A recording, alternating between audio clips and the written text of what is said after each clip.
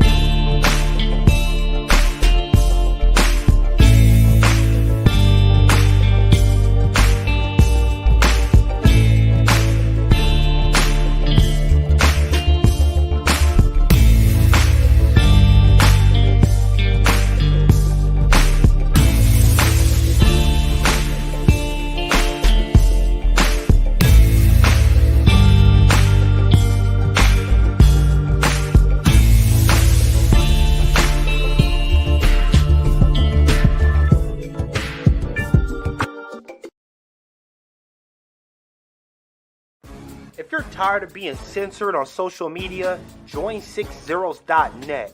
It's black owned, black operated, and black moderated, and we make sure it stays a safe space for us to talk about all things black culture. We also got some cool gear like the FDM cotton crew neck, the Fearless Ancestors tee, hats, and more. Check us out at 60s.net.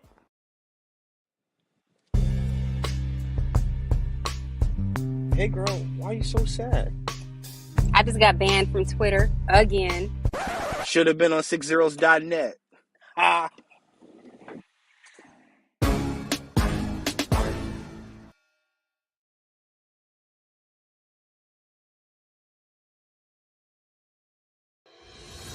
Black America. While we celebrate symbolism of having a black woman in the White House and a black woman in the Supreme Court, right now as we speak, black women are the most likely to lose their house. Black men have the shortest lives, black children have the highest suicide rate, and even though we are around 15 to 20% of the population, we are over 55% of those living in the streets. We are going to be third-class citizens in the nation we built. We better wake up and vote for real policy. Vote for Greg Marcel Dixon. Repair Black America to fix America.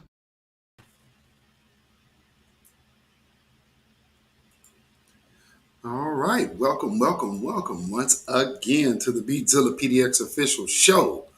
I am your host, beatzillapdx officially. And we'll get that first one going. How is everyone doing this evening? Hopefully everyone is doing well. We have a few things to discuss. Interesting day. Interesting week. But even more importantly, an interesting time. So you're watching things kind of shift around the world in these spaces. You know what I mean? First, let me shout out Marcel Dixon. I was in a space with him earlier. I was in a space talking, I think, which was about him. It became a little more vague once I entered into the space, but I assume they were direct because once, it definitely took a turn toward that. So then we had another space kind of revisiting the first conversation in the first space, but this time with our brother Marcel Dixon. So with that being said, we will talk about that. But first, let me say, please like and share this as y'all are coming into this room, or this live rather. Oh Lord, what a day! So let me see what I got in here. Capricornus, Nino Black, Quasi Black Star, Lawrence Lilly, Shawana S, Tim Samore, Silent D Productions, Tasha Peters, Roderick Allen, Tia to you, welcome, and Oyela Arquette. We are now international. All right, so yes, again, like and share. This is a B1 pro-Black foundational American space. We speak the truth here. So with that being said, we speak empowerment. We speak love and light and positive energy on our people, trying to heal age-old wounds as best as possible. So with that being said, the powers that be often don't like people like that. So if you could kindly share this on your social media, because this type of content tends to get suppressed, because they do not want you to, number one, heal. They always want you to be at dis-ease. So please like and share. And while you're at it, hit the notification bell so you can be notified anytime that this broadcast goes live or uploads a video. Now, with that being said, let me talk about this whole spaces thing. So first getting into this, it was really interesting the fact that, I seen LGBTQ, well, number one, it was a hashtag of that. And it's saying about how these people are getting in these positions representing Black folks. So truth be told, it kind of came off a little like, okay, I guess you guys are loosely talking about Marcel. Because of course people have asked, but he's never hid what he was. So it's not like we didn't know his lifestyle choice in that regard. However, he's Black first. So I mean, and he's on the reparations tip. Here's a little secret. If you're black first and LGBTQ, guess what? You'll still get reparations. So you know what won't happen if you're anything else and not black, then you're excluded for reparations. So I don't understand really where that type of line was coming from. So it kind of made me suspicious. I'll just say it made me suspicious because when I see things that kind of come off disingenuous, can't help but take notice to it. And it's like, well, all of a sudden people are acting like they haven't heard of who Marcel Dixon was until Saturday.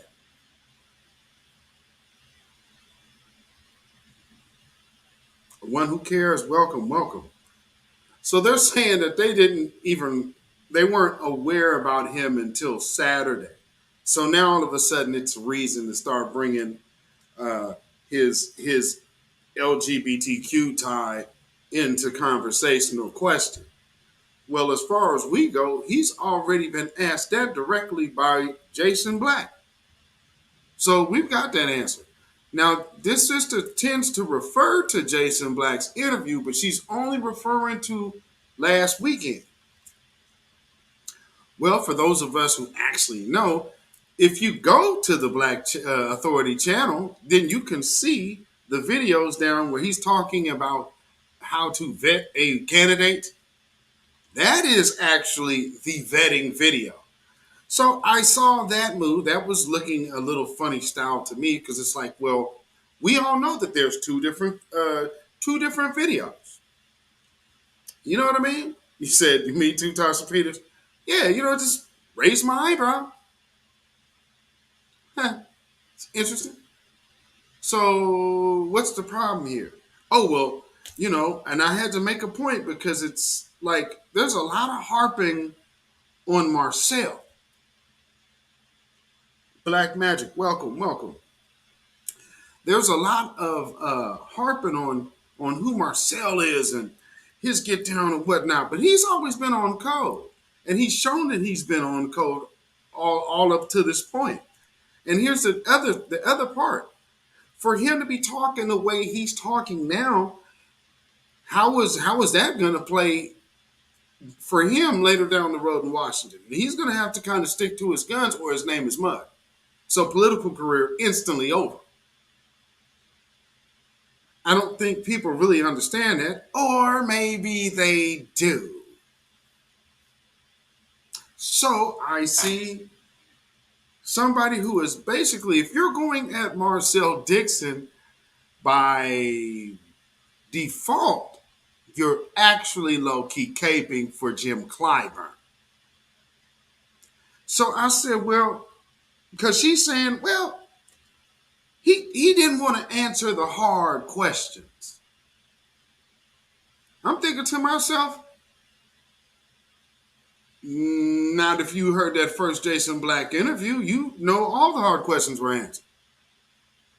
And he's been on Cole's View, all these other platforms in the new black media that he's been on and spoke on and repeated the same thing. She's acting like the very first time that she ever seen anything about him and he avoided questions was, number one, Jason Black's interview from over the weekend. And then also next, the live that he was on, I guess, last night. And she asked him a question in that. Now, here's the point. She did not tell the first room and the first group that she came in 40 minutes after the conversation had began. So what she's telling everybody is he avoided answering these hard questions. When in all actuality, those questions had already been answered before she got there. Now, as much as she says she's astute, I've been out in the street since 2016, which tells me you were working for Hillary Clinton. Because if you were out there in the street in 2016, there was only one candidate that all black women, because what to say, Barack Obama's candidacy didn't move you. Red flag. But in 2016, you were hyped. And so I'm like, okay, well, this sounds like some Democrat shield talk. So I had to ask a question. If you have Jim Clyburn, who's flaming out while being asked about reparations, well, at least this brother here is asking the hard questions about reparations and pressing the issue about reparations, and not just that, but multiple issues of our community in the forefront. Her response to me, oh, that sounds like some of that Trump stuff.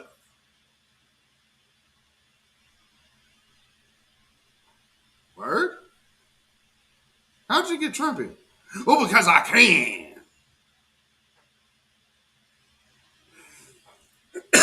Okay, so we're going to shoehorn Trump into a conversation with me. Hello, Louise. Greetings, greetings. Okay, so myself, Marcel Dixon, and Jim Clyburn, all three of us are black. How does Trump enter into a conversation of three black men? Oh, because I can. Oh, no, that's because that's the line you were taught to use. So here's the thing. When I see stuff like that, oh, okay, you worked for the Democrats in 2016. You're still working for them today. And your job right now is to come into the spaces and disrupt Marcel Dixon's credibility. But not just Marcel Dixon. No.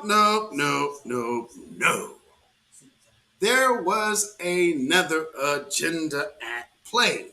Because the one thing she kept doing was tying Jason Black to being the validator, and then all of us new people, which we're not because we predate her, actually. All of us do.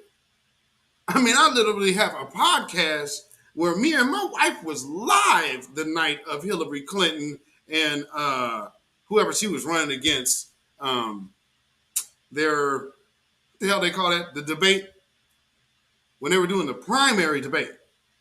Talking about law and crime and crime. And then she got over there with Trump and did the same thing. So, no, and that was only when it came down to black people. She immediately started talking about crime. And so I know exactly who you was working for in 2016.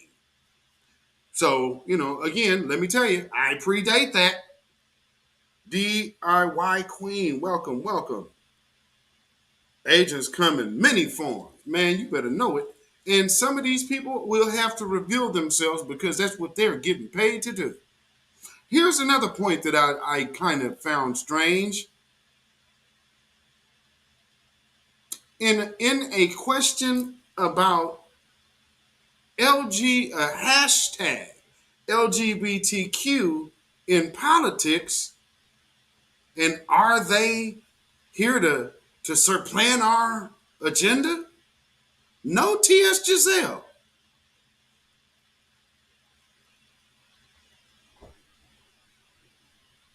You mean to tell me this title didn't bring that one out of the woodwork? Huh. Okay.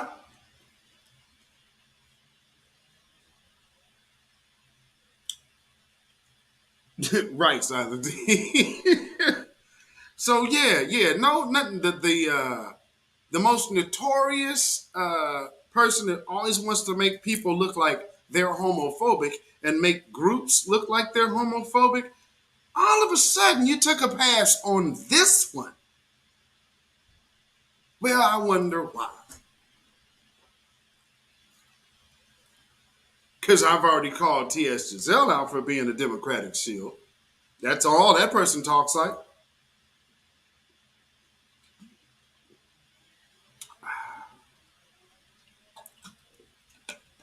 Excuse me, y'all.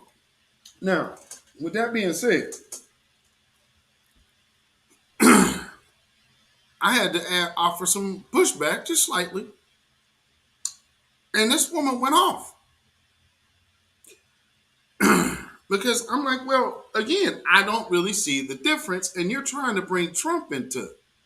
Like, where is Jim Clyburn? Like, how are you vetting him? And that's when she went into, well, I'd rather stick with the devil I know than the devil I don't know.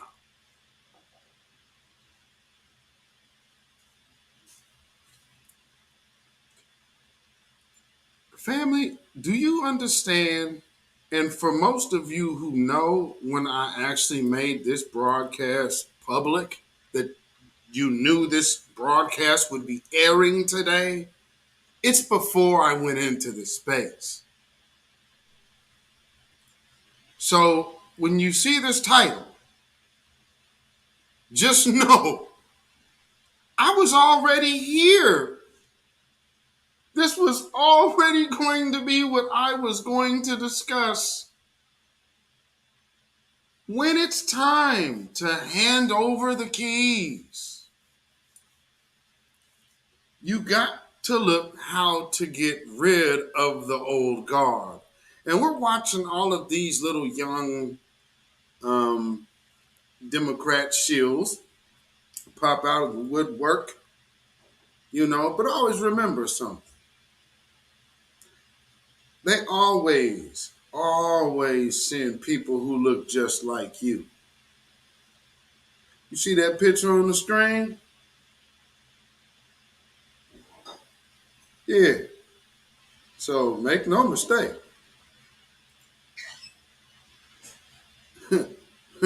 Make no mistake.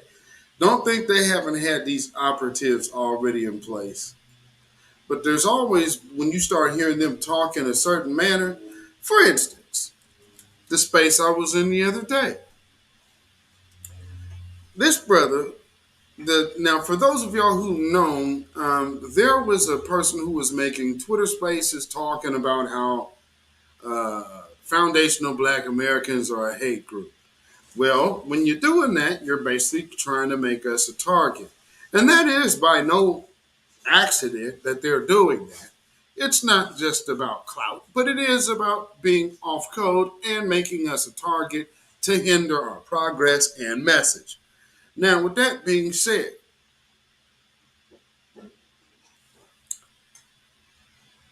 these dudes kind of have the same line. So this dude has already proven himself to be pretty much a scumbag. So when I came as soon as I entered onto the stage as a speaker, that dude left.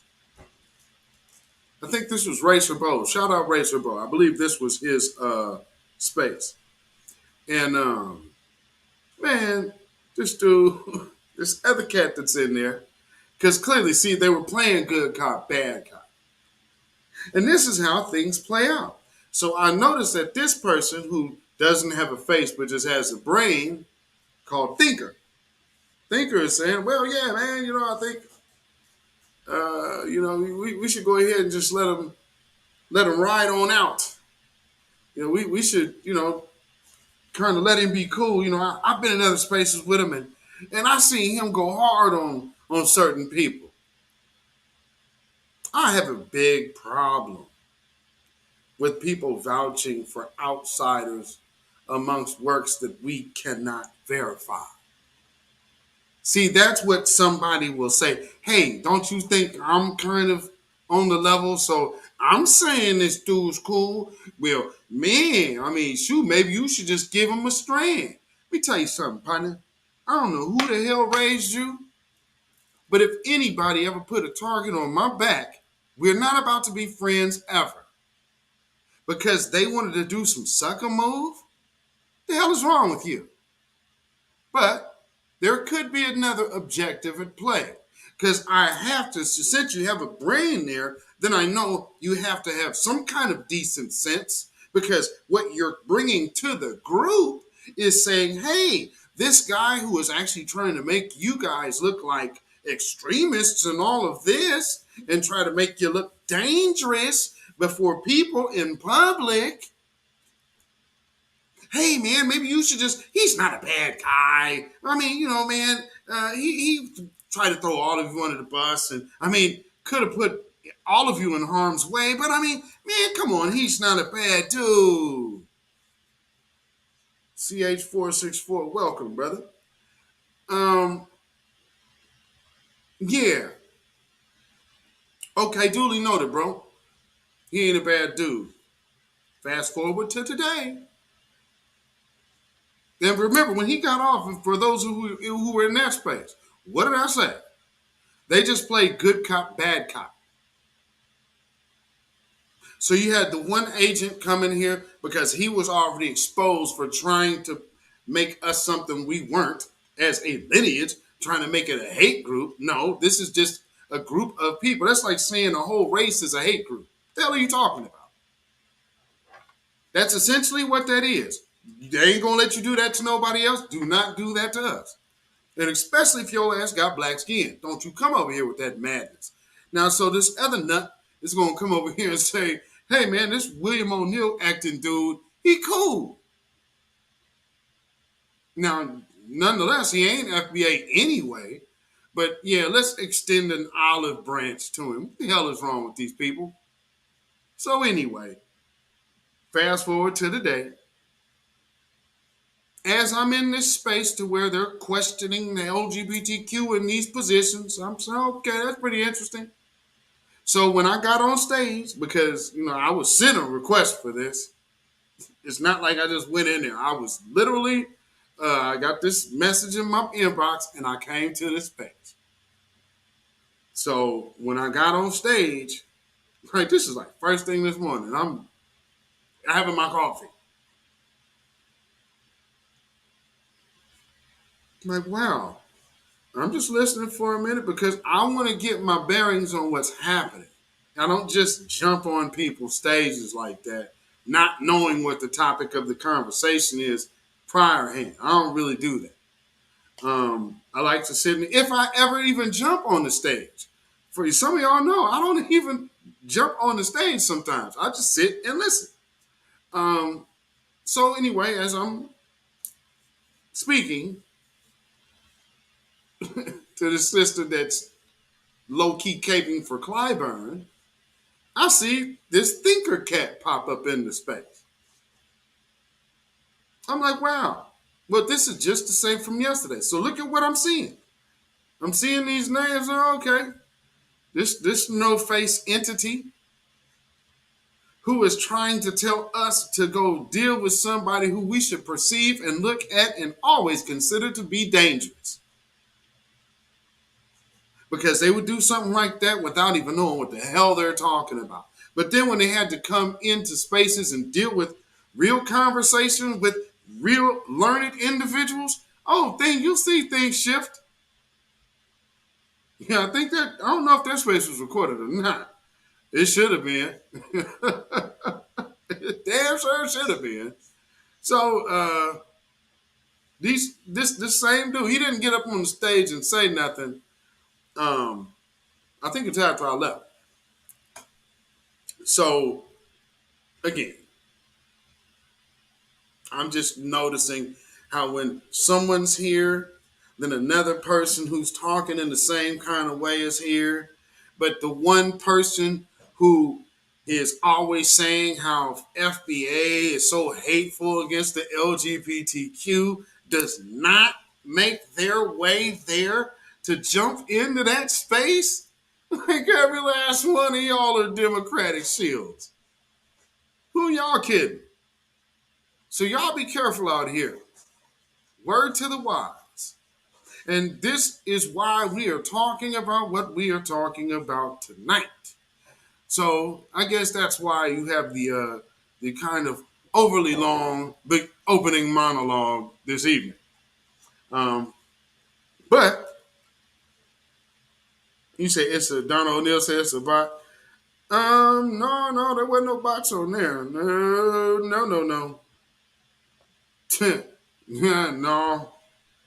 No, that's That's not a bot. That's called a shield. And just so you know why they were there, and why you're going to see all of these people all of a sudden take interest on, man, how can we trust Marcel Diskin? Man, I mean, how do we know we can trust you? Don't you want us to trust you? Trust? Man, ain't he LGBTQ? It's like, man, come on. So check this out. I'm doing well. Listen, because I gotta go, but I appreciate the fish fry and everything. I did want to ask though. Reparations is a big thing. Look, reparations is big with me. I'm the only one doing the bill. Why y'all keep fucking with me on that? I'm the only one doing the bill. It's my bill. Well, which bill? The reparations bill. HR 40? HR 40. Okay. And I've been doing it for 20 years, 30 years. And it's been around for 38. So why y'all keep telling me about a bill that's been there for 38 years? Well, older than my grandson. Yeah. He ain't but 27. That bill been up there 38 years, and y'all looking at me that I'm supposed to pass it. We just want you to push it. I have been. Well, ask Sheila Jackson Lee. Tell her to push it too. Well, she's the one that authored it. She wrote it. Yeah. Oh, y'all need to get. No, y'all need to get real. Y'all need to stop this foolishness and get real.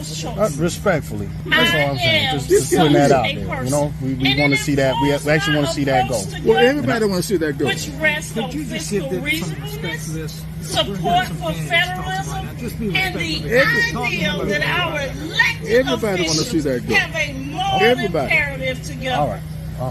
I want to see voting go too. And it hasn't passed. Well, is that my problem too? I want to cast a vote. Is that my problem? It'd be a problem if we don't. So I want to vote. No, I want to see some candidates. I'm saying the Voting Rights Act has been destroyed by the Supreme Court. Because y'all fool around here, people don't vote, and you got Trump, and now we've lost the Voting Rights Act. Now women are about to lose the right of choice. Simply because y'all don't get real. Y'all don't get real.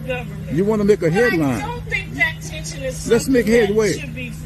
Let's get some reparations. Did you hear his pivot? What the hell us asking for justice and reparations got to do with what them judges just decided to do? And let's keep it a buck. You wouldn't even have Roe v. Wade if it wasn't for that white woman lying. So this isn't a moral issue. This is a fruit of the poisonous tree issue. That's legal. So we don't even have to cry about it anymore. Game over.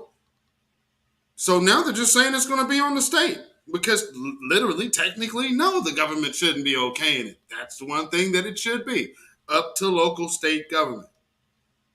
So if you got to go drive to go delete your baby, gas up. I mean, because they really got people say, I mean, I'm telling you, first off, the abortion rights and women's health. No, that's baby death. See, over here, we call it how it is. I know that may be a little harsh to hear for those who have maybe even took that trip. No judgment. I'm not passing any judgment. What I'm telling you is just simply the truth. This is the lane we need to start moving in because we have enough foolishness. And the reason why I titled this show, when it's time to hand over the keys, it is time to hand over the keys of empowerment. These old people's time is done. Every other group, you have watched all of these other groups replenish their politicians generation after generation. Our old people are in office with their children. They will not remake black leaders because they want to stay stuck in their position and do not give a damn about the black folks in America. Most importantly, foundational black Americans are hated most of all. Let's just keep it real. And everybody enjoys some time getting over on us. So now we looking for something for us. And now, oh man, come on, man. Y'all need to stop this foolishness. Afro Elite, what's going on, my brother? Z Nate J, how you doing? Judah Queen in the house. I'm talking about craziness. So let me show you something I came across. And this is a piece of nostalgia. Now, this is a little long, so I'll warn y'all now, but it is very informative and kind of give you some background on where I'm from and how things have kind of transpired out here over the course of time. You'll also see, just the black old school of here. But one of the other reasons why I'm playing this is for a lot of y'all probably do not know, but the first person out west, I think, to really publicly introduce, and ours is not a study. So Oregon's reparations bill is not a study. Oregon's reparations bill is a reparations bill. Period. There's dollars and cents attached to this. And,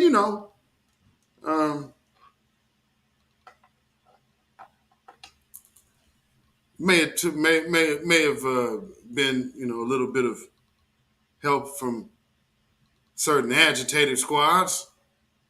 Who knows?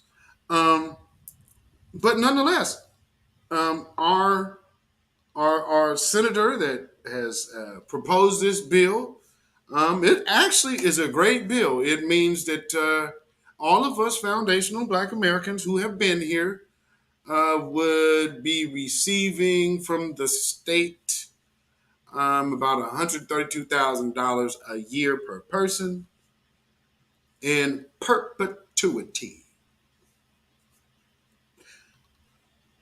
So, I'm not quite in a hurry to leave the state just yet.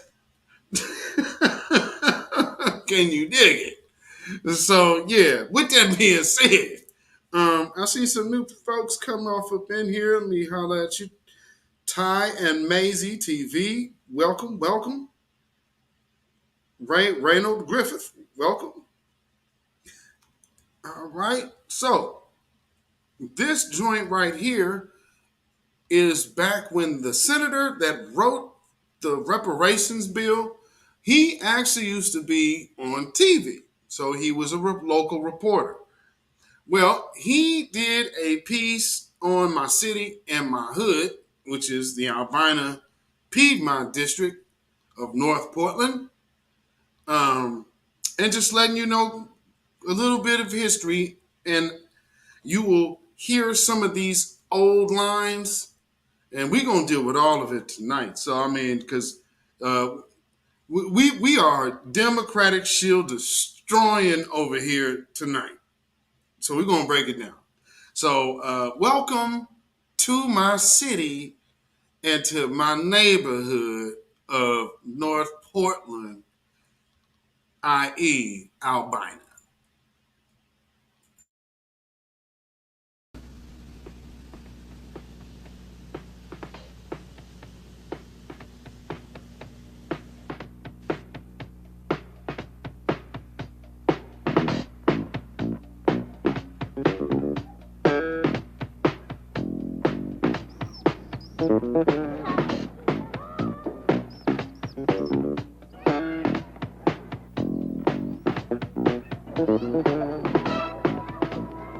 After a 10-year sleep, Albina is stirring and demanding changes for the black children of Portland's black neighborhoods. Next year, few of Albina's kids will be bussed out of their districts. A new middle school will open in the black community. The superintendent of the Portland Public Schools has been fired. The new chairman of the school board is black. And what it took for that to happen was pressure. Real quick, one of the things that they will probably, I don't believe they mentioned in this piece, probably because they were trying to keep him of his past. But for those who do know, Brother Ron Herndon is a former Black Panther and one of our local Black Panthers to have start our lunch program and our free health clinic and dentist's office. So, yeah, just another little piece of history about that, brother.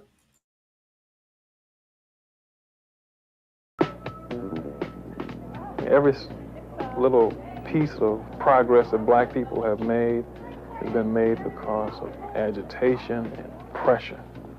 Everything. History shows that's the only thing that most institutions respond to in this country is pressure. Pressure, unrelenting pressure, day after day after day. Behind that pressure are people. And what's happening in the schools may signal a change in what's happening in all phases of life in Albina. 25,000 blacks in Portland. That's enough to build some pressure if they can unite on issues. For the first time in years, there's a feeling in parts of the community they just might do it. That's where we're headed in this half hour. We've already felt the pressure. We're after the feeling.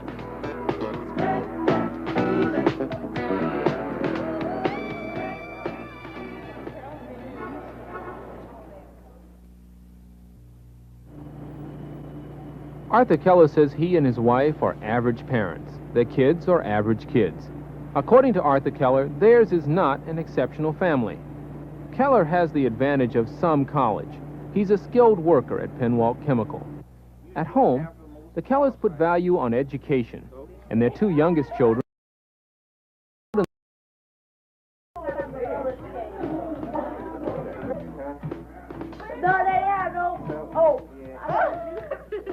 On the day we filmed, some of the married children were visiting with their kids, and any household with 8 kids in it, black or white, is chaotic. She got it, but that's The only time it was quiet at the Kellers was when they said grace. The white stuff on the plates, incidentally, is grits. Tradition, family, church, and education all count high at the Kellers. Try and instill in our children to get a good education. We try that, we do that in the homes. You got to have that push out of the home. You just definitely got to have it. Mine, we have after 18 or up until 18, you must abide by the rules of the family. And that's to get your education, try and get a skill to get a job. The Kellers are veterans of the Portland school busing program. Because their children are black, the school district was busing them every morning, from their home in Northeast to Multnomah Elementary School on the opposite side of the city. What I found wrong with it, and the children did too, and it was because they had to get up 6:30 in the morning, and no teenager liked to get up early in the morning. I had to get them out of bed 6:30 in the morning. On rainy days, I had to rush them out to King's facility to catch their bus. When they were going out to Multnomah, it was a great difference. Their grades were poor. The teachers were calling me in on conference. They couldn't understand why they was crabby. They would sleep in the morning. Even before the school district cut back on what it called the administrative transfer program, the Kellers had arranged for their children to attend a school closer to home. Maggie Marks is on the other end of the spectrum, a single mother living in Albina, raising 6 children on child support and welfare. Her children were bused across the river to school, and they were given no choice, no option. I'd like to say that they have their basic education in their neighborhood. I'd like to feel this way. And I feel that at the age that they did transfer, they were ready, in a sense. And I feel that good has come about it. I like to think more good has come rather than bad. You know, there were some ugly incidents, but we overcome them. Like a lot of other parents, I were kind of uptight, you know, why did they have to be bused and, you know, so forth and so on. But I was against it, and to a certain degree I still am. But if it's, you know, for better education and integration, well then I'll cope with it. The Marks children learn to cope. The Kellers insist their children go to a closer school. For years, those things happened and no one knew. What caught the public's attention was last spring's one-day black boycott of the schools. That made headlines and got television coverage. Depending upon how many people we have, that would determine exactly how big an area we would cover. The boycott was organized by a small group of people who call themselves the Black United Front. They urged parents to keep their children out of school for one day to demonstrate their unity. and their insistence that the schools must change, that they had to offer black parents more chance for involvement in how the schools were run, on questions of curriculum, and the number of black teachers teaching in black neighborhoods. The Black United Front is not that big and doesn't reflect the views of all the black community. But the case being made by leader Ron Herndon is being heard, and the boycott was felt. Really felt proud. One woman says the proudest day as a black person she had experienced in Portland, because it showed that all of us can stick together on an issue. And for so long, black people in Portland have been told we can't stick together. Black folks can't stick together. And I think everybody felt good, really felt good. You can just think the way you felt, you know, and you drive by schools or you see the TV shows, the news shows, they show a classroom and no black folks in it, or maybe one or two, or Jefferson, 90% of all black kids stayed home.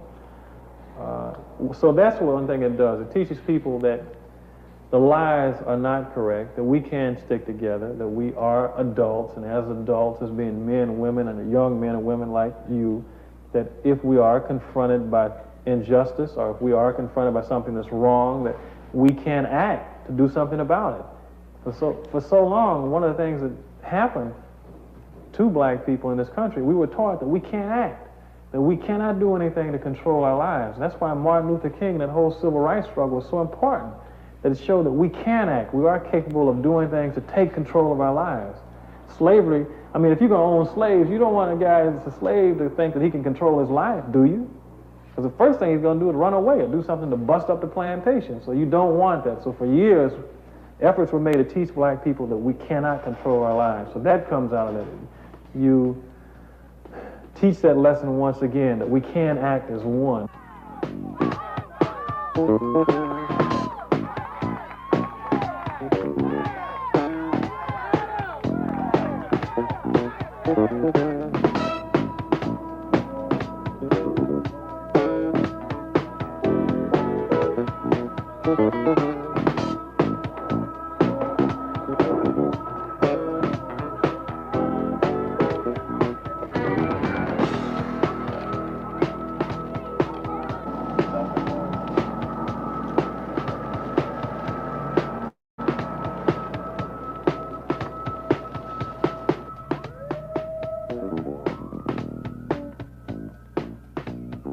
The Black United Front has helped force changes in education. Now it's targeting the Portland police. The front established a hotline number where citizens can call to register complaints about the police. And it's hoping to file a class action suit to cut off federal funding to the Portland police until more blacks are hired on the force. Crime is a problem in Albina. There are twice as many murders in Albina as in the city as a whole. Twice as many burglaries, twice as many rapes. Most of those crimes are committed by blacks against other blacks. Citywide crime statistics show that there is always more crime in economically depressed neighborhoods. And Albina has always been economically depressed. There are twice as many blacks out of work as whites. Close to 1 out of 3 young black men are unemployed, and many of them have stopped looking for jobs. There's little chance of finding work in the area. In a survey of light industries along Union Avenue, Killingsworth, Alberta, and Williams, of 516 employees, just 25 of them, 4% of the workforce, was black. There are exceptions. Tektronix has opened an assembly plant on Northeast Union Avenue and is hiring entry-level workers. Most of them are black. But other large Portland companies continue to have trouble meeting their goals for affirmative action. One of the main reasons for Tektronix's move was the ability to change their hiring record using the existing black workforce in Albina. So what that means is this place was so overtly racist in hiring practices. And what they're saying, Union Avenue, which is now Martin Luther King Avenue, that is the main highway through the hood, baby. So that was when you saw that lady who looked like she was hooking. That's where she was at. She was on Union Avenue. So all of them business. So Union Avenue is a hell of a long street. If you don't know, it is like that's the inland highway. So it's literally Highway 99 as well. So using that, it's like all of these businesses from, I guess, maybe between 15 to 30 mile radius only have 25% black folks. All of the neighborhood that they're in is black. So you wouldn't even see white folks in, like when I was a kid. Oh, you wouldn't see white folks over here? Hell no. Like right where this is right here, that is on your way up to, I believe that is Union, on your way up to Alberta. All of that is a nice little fancy dancy corner now with the natural grocers and all of that good stuff. Go figure. Well, but there is they made sure that they put black businesses in there. So that was something. Shout out to my partner, my former music production partner, Jamal Lane, in Champions Barbershop and Barber College. Shout out to them because they did secure one of those locations on that promenade. So shout out to them.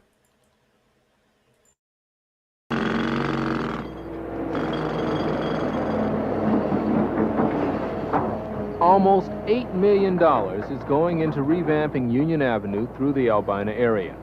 Businessmen expected the work to strengthen the commercial sites and bring in more industry. But now they have real doubts. Street parking is gone, and median strips have eliminated left-turn access to many businesses. Realtor Herman Plummer now questions why the work was done. I wish I knew. I don't know why. With the exception of one thing, it's going to ease the traffic from I-5, and that's about the only advantage I can see in it. It's going to cause people to start at one end and try to shoot for Vancouver, Washington. I would not object to say that the results indicate conspiracy. Hell yes. It's bad. That kind of... Okay, conspiracy? What conspiracy do you think ended up playing out, folks? And it didn't end up playing out until under President Barack Hussein Obama. That big old great word that these folks just love to abuse. Gentrification. Totally decimated. So this whole hood that you seen with all of this beautiful ebony is a bunch of Becky's walking dogs, homeless people, and a bunch of other randoms, beatniks, and weirdos. Definitely don't look like this no more. Suspicion comes easy in Albina. There was a similar improvement project in the Emmanuel Hospital area. Whole blocks of businesses and homes were torn down. Much of it slum, much of it undesirable. But while there was money to clear it, there was never money to put up anything in its place. And the blocks lie vacant. Again, Black United Front leader Ron Herndon. You know, we were talking about the land is here now. What could happen if the community is able to organize itself around economics? You could put in low-income housing here, since there's such a need for that in the black community. You could erect low-income housing. You could try to encourage businesses to come in that would hire the people here, because it's like businesses are in this area now. You see a lot of businesses around here. They don't hire black people, but I think that we will be able to develop the kind of structure, if we stick together, that can vastly improve over what you see here now, which is nothing but barren ground. We have no way to go but up.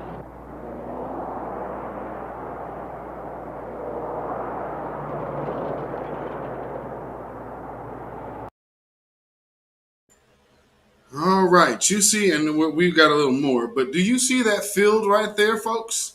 Now, y'all remember when I told y'all about the field where the Black Panther the Fred Hampton. It was the Fred L. Hampton Clinic.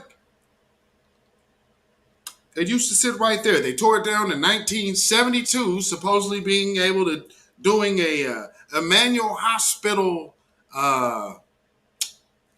renovation or a extension. It's May of 2022. Guess what's on that lot? It looks just like that still. To this day. From 1972. That big old lot you see right there from all sides is just like that. Today. Because they know they don't want to put nothing over there where black people could ever stay. That's a perfect place for a huge ass complex for low income housing in the Albina neighborhood. Guess what the problem is? They tore it down because they didn't want the energy of that Fred Hampton clinic and all of that. The meeting spaces over there, they don't want that energy coming back. That's why that space is still sitting empty. They bought it to vacate it.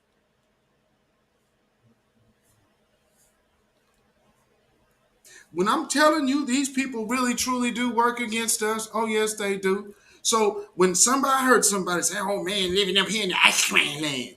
Well, when you live in the ice cream land, just like Mr. Farrakhan said a long time ago, when you live this close to your enemy, you cannot help but know them. We gonna know them here better than any. Can't y'all see why? And just look, Ron Herndon, they made that man head of the school board, a former Black Panther, because with pressure bust pipes. You understand? You keep beating that drum. But what did he also say? That unity, steady pressure, together.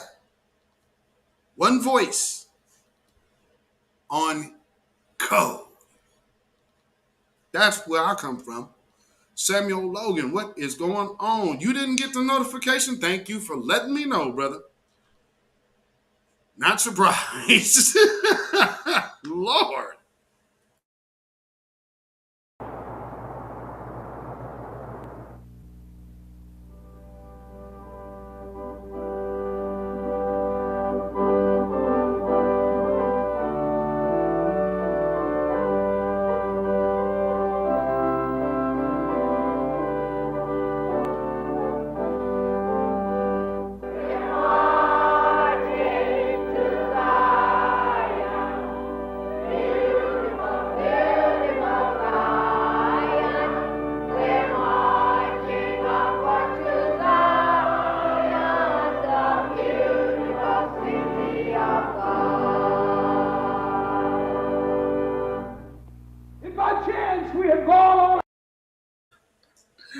The reason why I'm laughing is my wife said they still sound like that. And they do. Own selfish way and have not bothered to bring to mankind the eternal truths of Jesus Christ. The Reverend John Jackson is the other half of the leadership of Portland's Black United Front.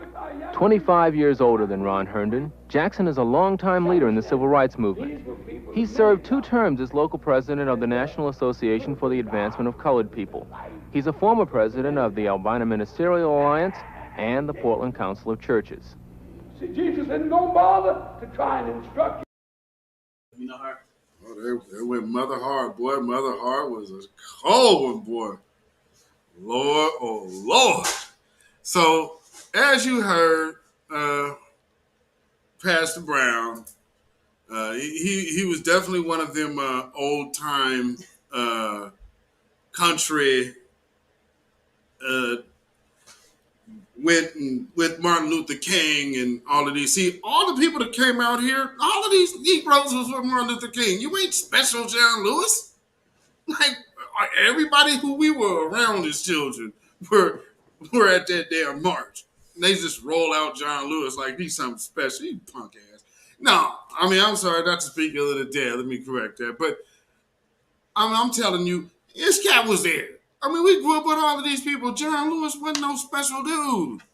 He damn sure wasn't no hero. He didn't do nothing in this neighborhood. And let me tell you something.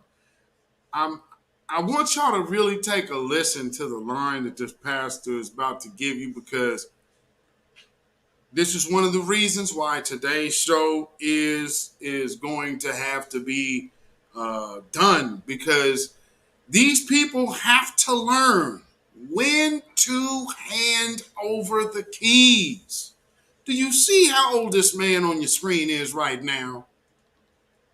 The person who replaced him just turned 75 today. Shout out James Martin. Dr. James Martin. So, do you understand what I'm saying? Now, shout out to James Martin. He, in his 70s, said, you know what? It's time for me to retire. This dude had to go senile for them to make him retire. That's how they got James Martin in the first place. Because this dude absolutely was going to go till he dropped.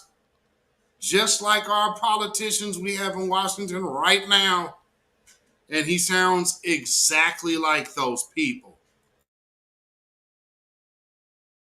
When you need a friend, he's not going to bother to try and repeat words to you when you need a friend. John O'Neill, he's long gone. Don't come to me and tell me a whole lot of stuff about what I ought to believe in. No, you get a loaf of bread under your arm. And come on to me and pass out the bread. If I'm in prison, don't come and give me no lecture about how I got in prison. I know how I got in prison.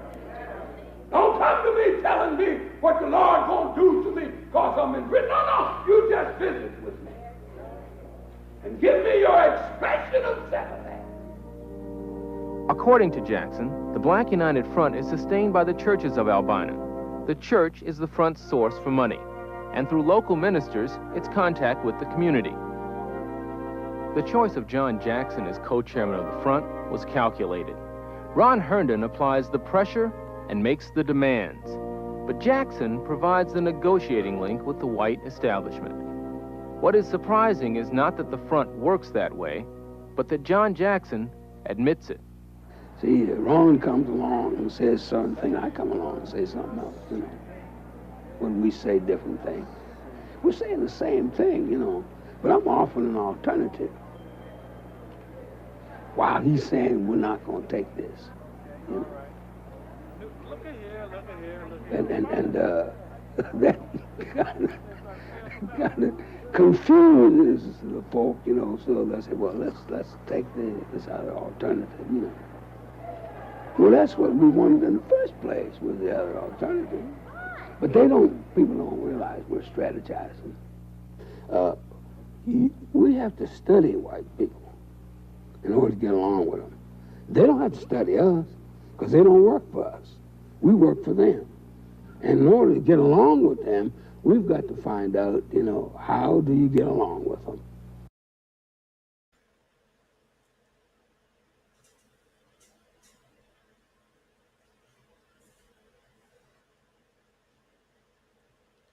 And you wonder why our generations are regressing? Woo! When this is the tone of your spiritual leadership, and all they can do is look to ever be second best. Well, I mean, they don't have to study us because we don't work for them. They don't work for us. We work for them. So what we have to do is we have to figure out to study how to get along with the white peoples. And we gonna teach our future generations how to get along with the white peoples.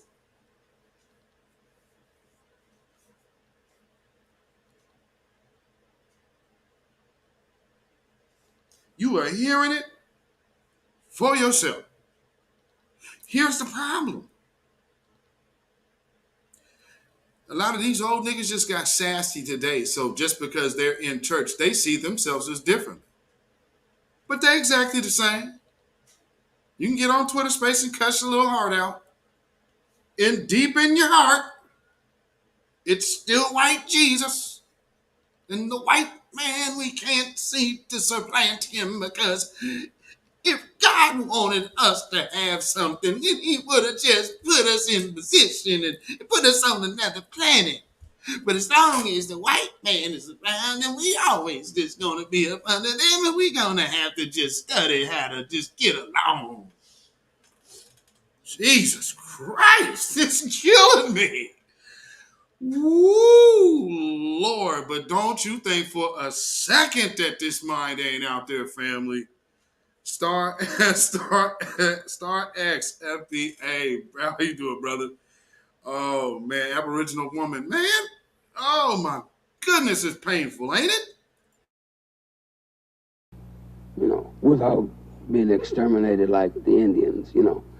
So we know one way is, which Martin Luther practiced, is to make them conscience-stricken, you know, and let them.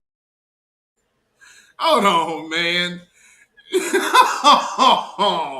Tori and Ray Reloaded, what is going on, my brother? Oh, my Lord. Do you hear what this old scary Negro said up here and just said? Well, man, we gonna end up exterminated like the Indians, man. Niggas, you kidding?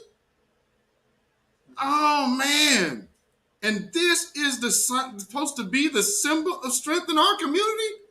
You're done. Finito. Cancel Christmas, baby. It's over, man. Martin Luther practiced is to make them conscience-stricken, you know, and let their conscience become something that they can't sleep with, you know, and then they begin to help you, you know. We were pushing for a middle school in the district, you know. It looked like we weren't going to get a middle school. So what we did was we pushed for 2 middle schools. Well, when we start pushing for the 2nd middle school. Torian, this is, I want to say 74. I want to say 1974. This video is older than me. I know that much. This video is older than me. When you say a pork chop preacher, man, he's sweating the pork juice up out of him, ain't he?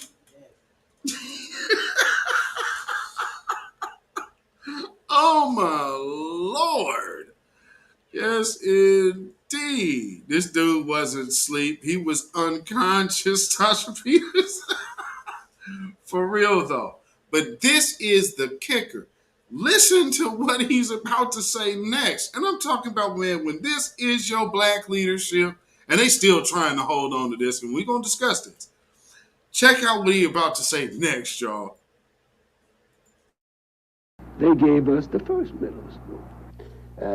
Once we got to making a lot of noise about a 2nd middle school, we took their mind off the 1st middle school because they conceded that point. Jackson says the same strategy was applied when the district announced the middle school principal would be white, not black. We talked very hard against the new principal, you know, and we were aware that they weren't going to change that principle. But if we talked strong enough, we'd get a good assistant, black.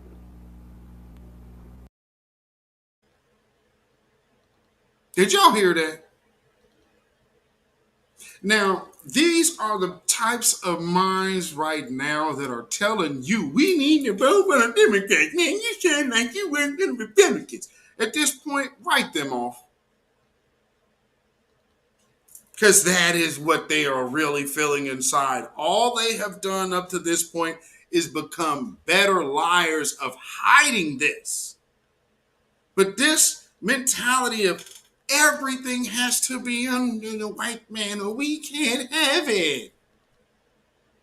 Man, if you don't think some of these Negroes sitting up here in these spaces right now think like this today, you better think again, fam. Norma X, welcome, welcome. I mean, I'm talking about boy, hey man, just as much as militants blood runs in my veins, man, there's some simp sucker coon blood running down somebody's right now. Somebody around here got this spirit right off up in them. They're gonna hop up in the spaces and be like, hey man, what we gonna look like in the election? I mean, so don't you think the Democrats got the best way for us to win?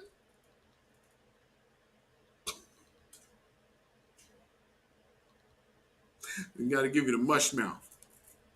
And that's just yo. I'm hearing it. It's just savvy now. But this same thing, how he's talking, is exactly the type of thing that I'm hearing out of these people who are literally talking against Marcel Dixon, who is also a Democrat. And then they're saying, well, he's LGBTQ. All the people that gave him all that money weren't. But yet and still, they got protection and money. So I don't see how this plays into that. They're not missing or losing anything. You only have something to gain. And since you have Jim Bojangles Clyburn, and do you see the spirit of the Clyburn in this man? You see the familiarity of spiritual nature here? You want to sit up here and keep trying your luck with this kind? I'm sorry, but time has passed for me. It's time to hand over the keys, sir. Let the new bloods get a shot. How long are you going to stay on the court? It's time to give up the rock. Good grief. And then the next time around, we'd get a black principal. That worked. It worked. Because we got a black assistant, a good black assistant, who probably will do much more with operating the thing than the principal. And this is something else that we're aware of. Portland is a real proud city. They don't like any publicity to get out that's adverse in Portland. And if you wanna get something done in Portland, particularly with getting something from white people, you try to mess up their pride. Now, when you mess up their pride, they'll deal. Because they don't want to get bad reports out. This is a model city here. They publicize that all around, Goldsmith in Washington talking about the model cities. Model city here, Portland this, Portland that. We got a good reputation, and we don't want to ruin that reputation nationwide. The summer that we had the riots, do you know how much money I collected just to do things during that summer? I collected $70,000. I collected $70,000. You know how I got it? Just going talking in churches. We collected enough money to buy a house, we started a theater. We did a lot of things, that summer, just to keep down the riots, because these people don't want to riot. They don't want anything like that. And just one Unitarian church, one sermon.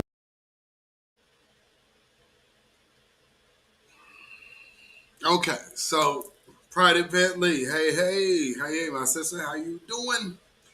Let me point something out for you. Now, this Negro come out of here talking about over the summer we had the riots.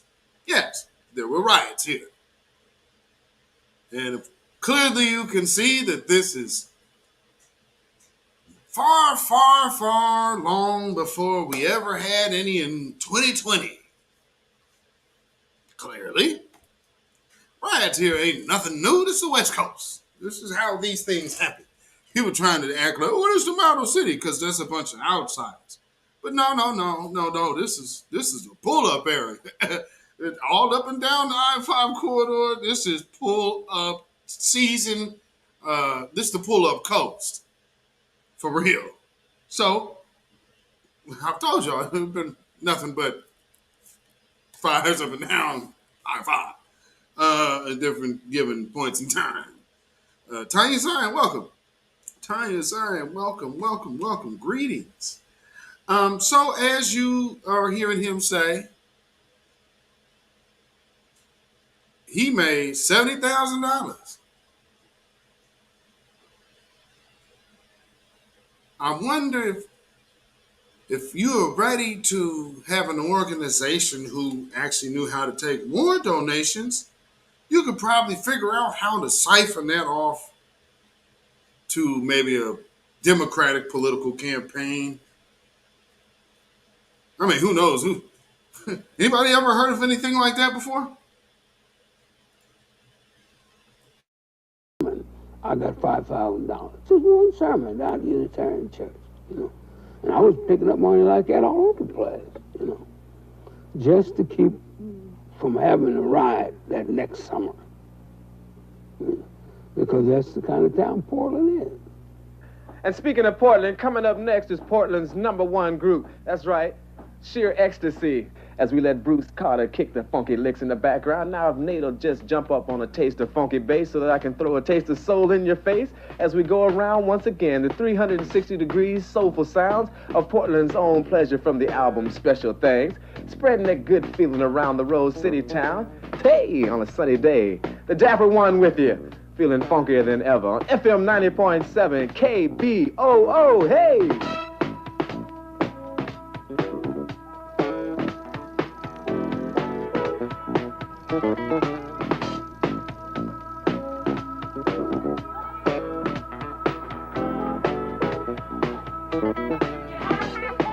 You feel so good, you get such a rush from life, you just can't fight. When you're happy, on a natural high, can't push away the strife, you can't deny. When you're happy, sometimes it's all you got when you're down, and you need a brighter day. If you believe it, you can achieve it and make a better way. Why don't you spread that feeling all around, all around? Why don't you spread that feeling all around, all around? You got to spread that feeling all around, all around.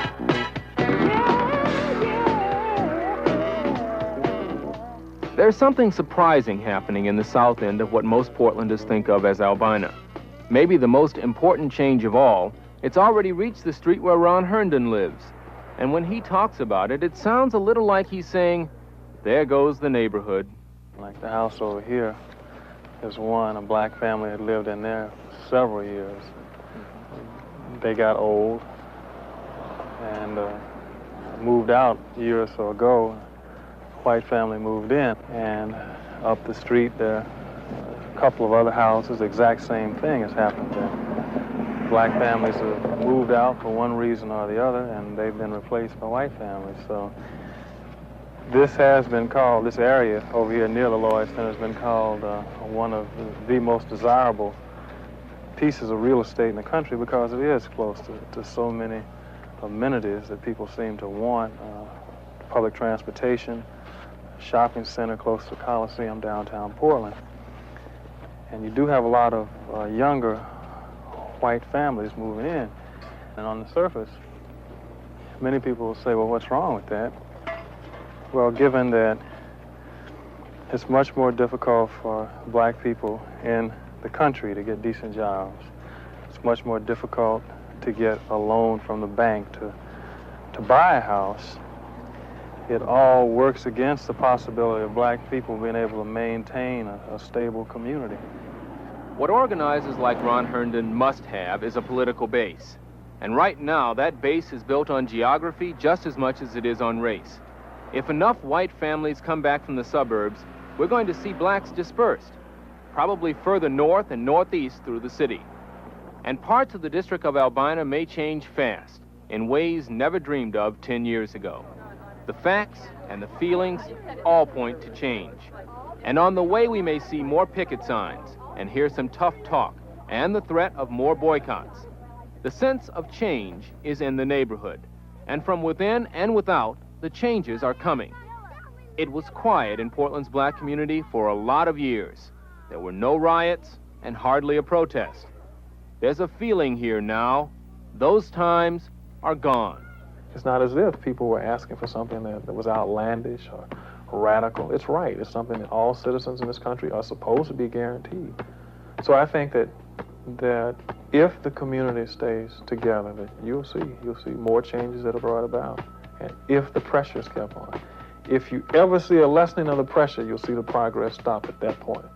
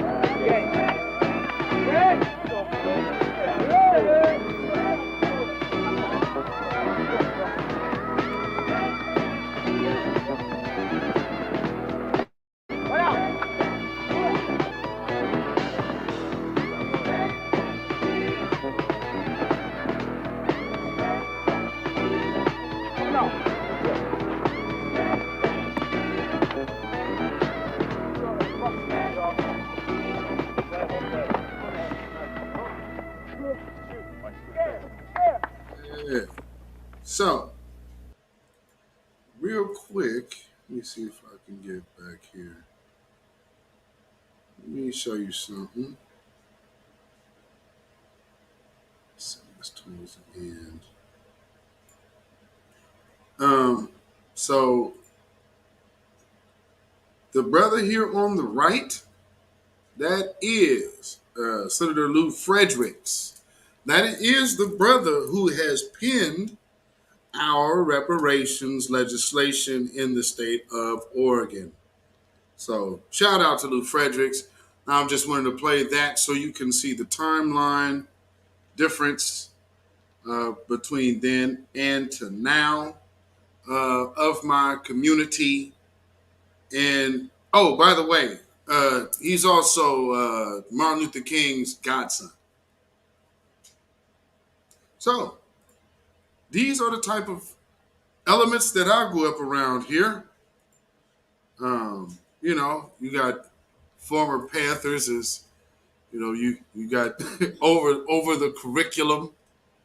You have people like Dr. John Heinrich Clark writing, penning stuff for the Portland public school system, giving a breakdown of the history of Egypt. We've had Dr. Ben Van Sertima also wrote some stuff for our school system for little old Portland, but I mean it's the little blackest place of the Northwest. So again, and shout out if you was wondering about the music. That's also a local band who has rendered hits, here and abroad. That group is called Pleasure. They've had, clearly you see they were booming in the 70s, and even have some recent international success. So shout out to Pleasure and their great new lead singer. That dude's great. So I hear. Oh, let's see. What is next? So,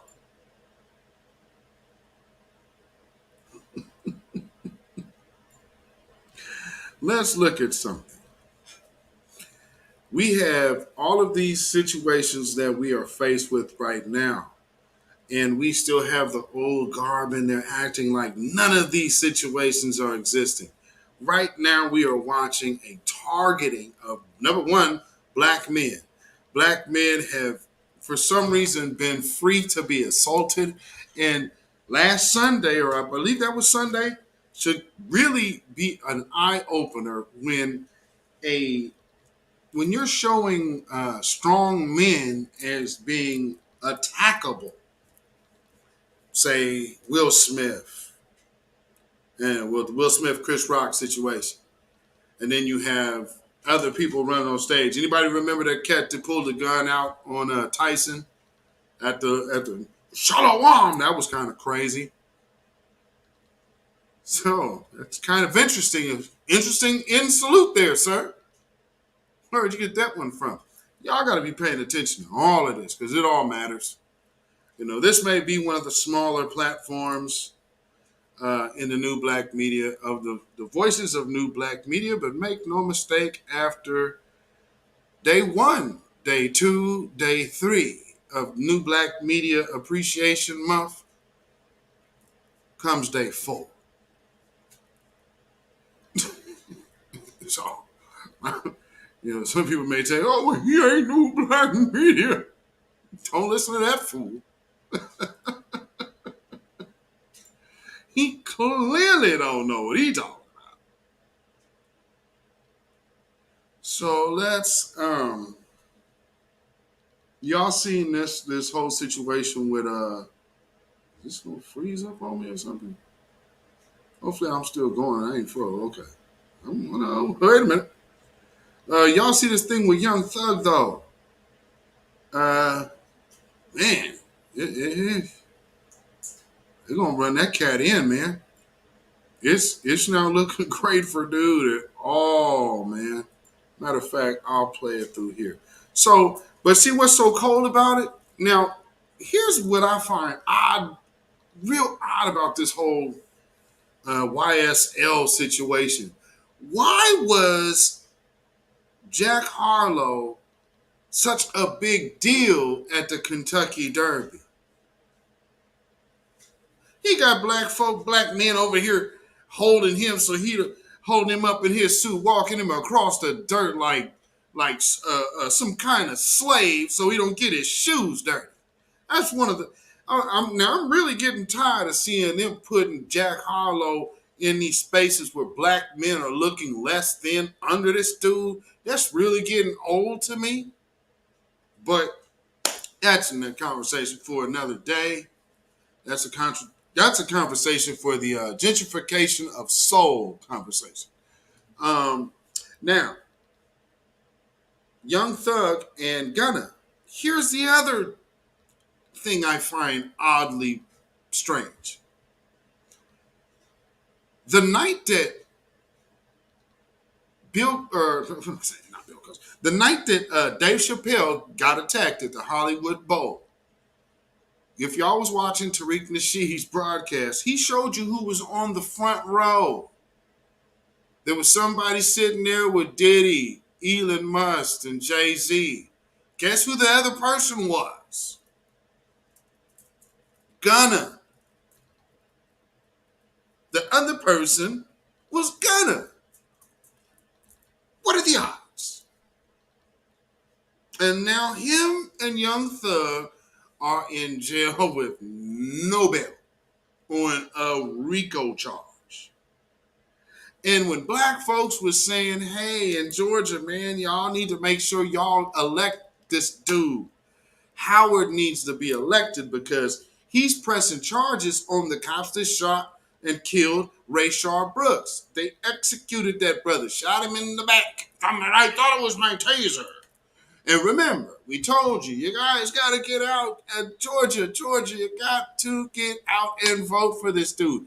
He's even kin to Dwight Howard. Hey, man, you could be doing much worse. Oh, well, you know, this is the one they endorsing, though. So, I mean, it's the one the sorority and the fraternity said we got to vote for. The lodge told me this is the one who's going to be the church and passing the links. And then fast forward to now. The indictment's got Young Thug and a bunch of other rappers. There was one name I was actually expecting to see there that I didn't, and that's Jack Harlow. Can you speak to that? What I'll tell you is that as large as this indictment is, I told my team that let's not be sexy, now let's not overreach, let's be conservative in our approach, which is always the approach that I take. And in taking that approach, 28 defendants were indicted, and they were indicted for the crimes that I believe were appropriate for this Rico indictment. And so I won't speak to any. Does that make sense? You can find 20 plus charges on all of the black members of YSL. You couldn't find one charge on the white member of YSL. Go figure. Imagine that.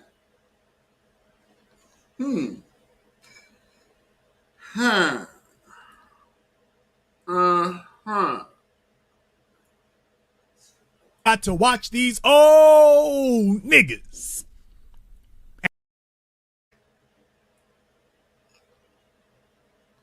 I'm just saying. Lord. And we rocking with that? Come on, man. Come on, man. No.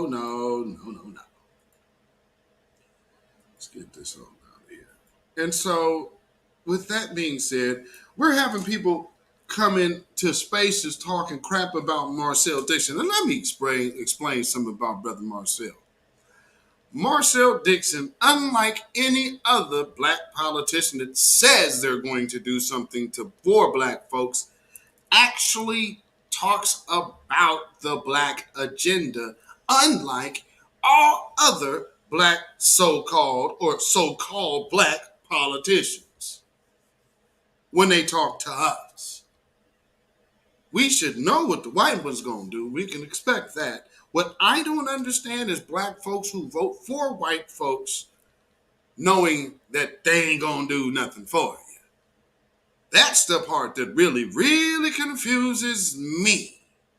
Because when somebody says, I ain't going to do nothing for you, and then you're going to say, well, you know, man, I mean, what else can we do there? I mean, we died for the right to vote. Come on. No, ain't nobody voted. Fought for no right, died for no right to vote. Prime example. I had a brief conversation the other day about voting. And there were some elders there who they are under the impression that the voters suppression or voter suppression, the ID law, somehow affects black legal citizens. It does not. That's what they were putting out there. So just knowing how even that group can easily be duped by mainstream media and the propaganda machine that comes out of the DNC and feeds through all other private societal organizations, then comes out here to the rest of us.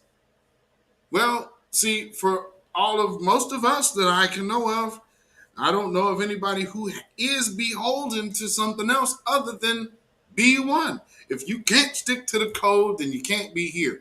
And it's kind of odd for me seeing people talking about how they were out doing voter work in 2016, hollering that they're foundational Black American. For those of us who were actually present in 2016, who were one of the ones getting fought against voting for nothing, because see, we're not the 2020 crowd.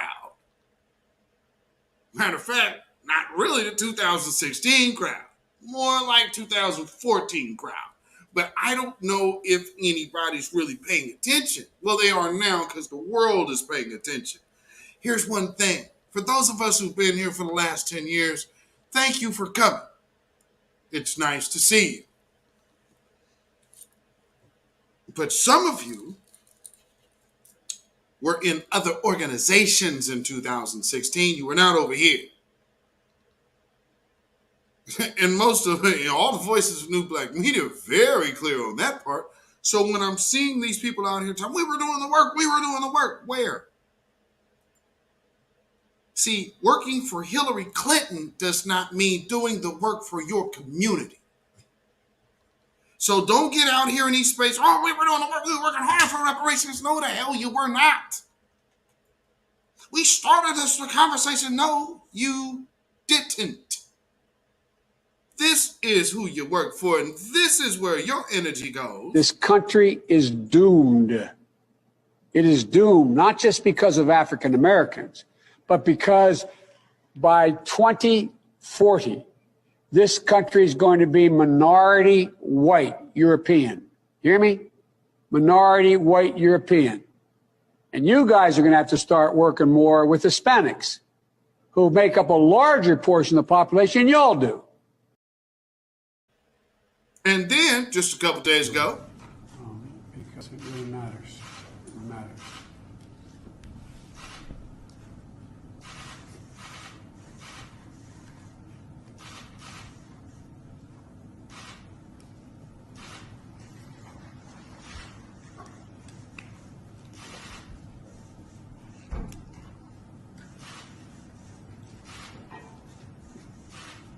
There you go. Done.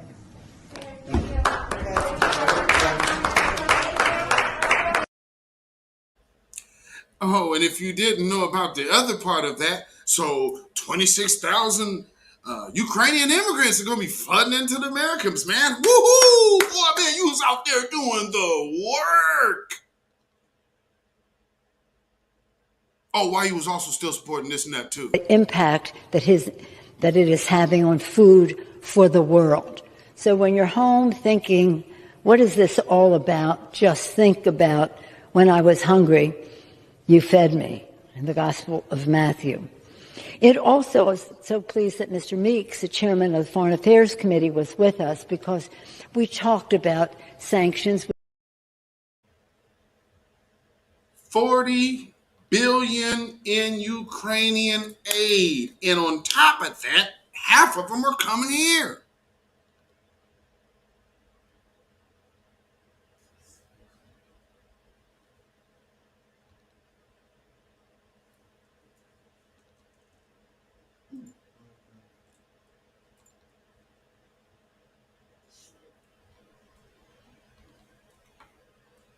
So,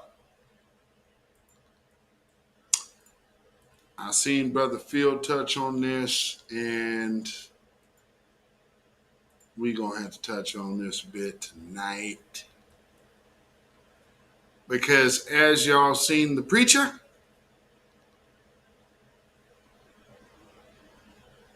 you understood what you see. Well,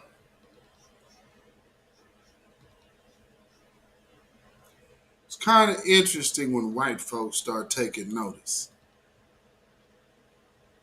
Check this out. Reports streaming now on Peacock and available on YouTube. On this week's episode, we take a deep dive into the Democratic Party and its relationship with the Black church in 2020. Then candidate Biden lost the first two Democratic primaries quite handily, all but dooming his bid for president, until South Carolina turned the race upside down. Black voters turned out in big numbers for Biden, gave him a 30-point win over Bernie Sanders, and propelled him to secure the nomination. The power of the Democrats' most loyal constituency was clear and has been for decades. That influence is rooted in the work of politically active black pastors who get souls to the polls, crown winners with endorsements, and even run for office themselves. But at a moment when Democrats need all the help they can get, is the power waning as the party becomes more secular, and some might even say elite. And just like every other institution in America, the black church is getting more secular.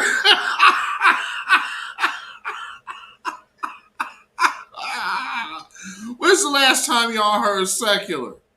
I can't ever recall hearing secular over the airwaves ever, man. That is hilarious. Secular? What a church term, man.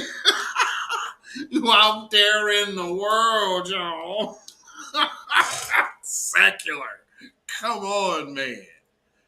Kid Gravity, what's going on, brother? Well, they get younger congregants. Joshua Johnson did some extensive and exclusive reporting on this, and he joins me now. Joshua, what did you find? You know, I think some of the challenges that affect the Democratic Party affect Black churches as well, including people drifting to different kinds of political engagement, people finding other ways to engage beside large institutions, and frankly, just being interested in elections on what are called off-year elections. That term is always questionable. But even in communities that have lots of political issues to be dealt with, the pastors I spoke with said they have to find an array of ways to keep people connected, and it can get really frustrating. One of the pastors I spoke to was the Reverend Greg Lewis, who runs a kind of a Souls to the Polls effort in Milwaukee. Here's a clip from MTP Reports in which he talked about his own struggles with keeping people engaged and what keeps him going. Watch. But it's not easy to get voters fired up, especially without a big race on the ballot. Reverend Lewis says his own fire goes out often. Yeah, I quit every day, man. And like you know, like you understand, you know, how frustrating it can be. You can't even imagine because, you know, you said something, you know, man, I'm not responsible for you. But see, that's why it hurts me so much because I know that I am. You feel that responsibility. What is that responsibility? Can you elaborate on that? See, I know these people, and that's why I don't give up because I can see it. I know one of these days, wow, things are going to be different. I know.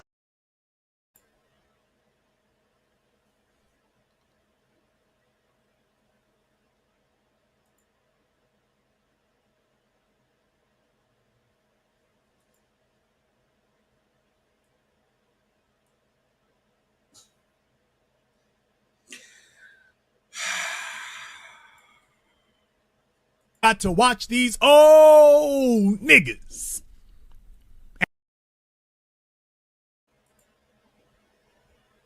Know it. So if I stop now, the blessing God has for us, for me, will be lost. So I can't stop. The fervor that Reverend Lewis showed. That's not fervor, partner. No. That ain't fervor. That's cowardice. Cowardice at its finest. I'm gonna get out of here and vote for these white folks. They gonna get me up out of here, y'all. It hurts so bad. We fought for it. You don't cut it out. Because we're not voting. You better take your man, get your ass over there and go tell them to get us some tangibles. You know why we ain't voting for you, because ain't nobody fooling with your church. What he crying about is they gonna close his church down. Well, you outlived your usefulness, huh?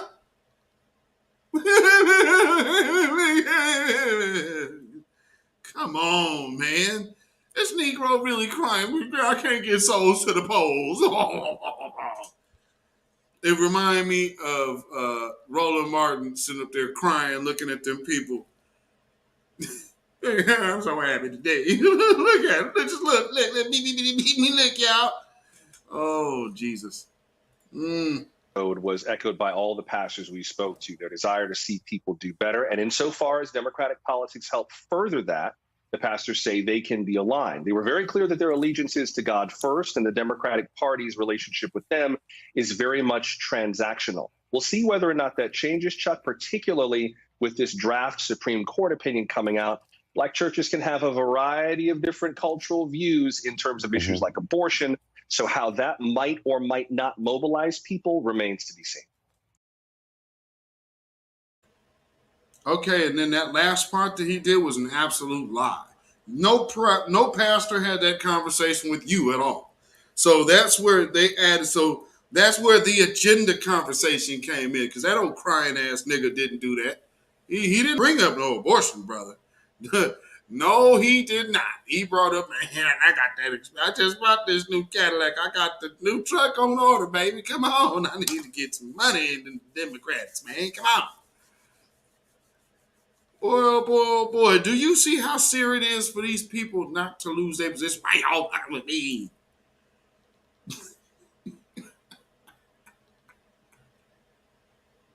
Come on, man.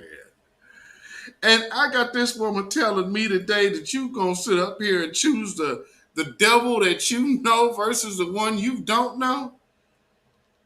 I guess so.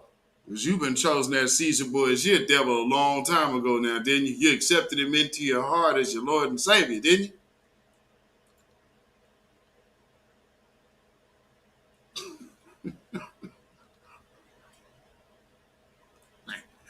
Somebody upset cussing at their TV right now. I'm not talking about my Jesus. If you still following that white man in 2022, your ass is crazy. If you believe that picture, that's what I mean. If somebody can show you that picture and you can get offended, that somebody say, take that down. I remember somebody walked up on me once with a shirt. It was like, yeah, man, can I tell you about this guy right here? It was like, who is that? You gonna tell me about Caesar Borgia? Huh? No, Jesus. No, that's Caesar Borgia. You go ahead. What you got to say about him?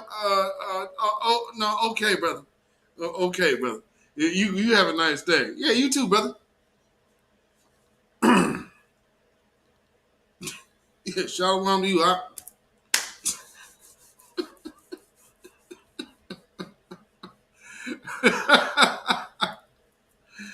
Come up to me with that. Yeah, I'll show you. You know, I mean, no slight to any 12-stepper, but that ain't me.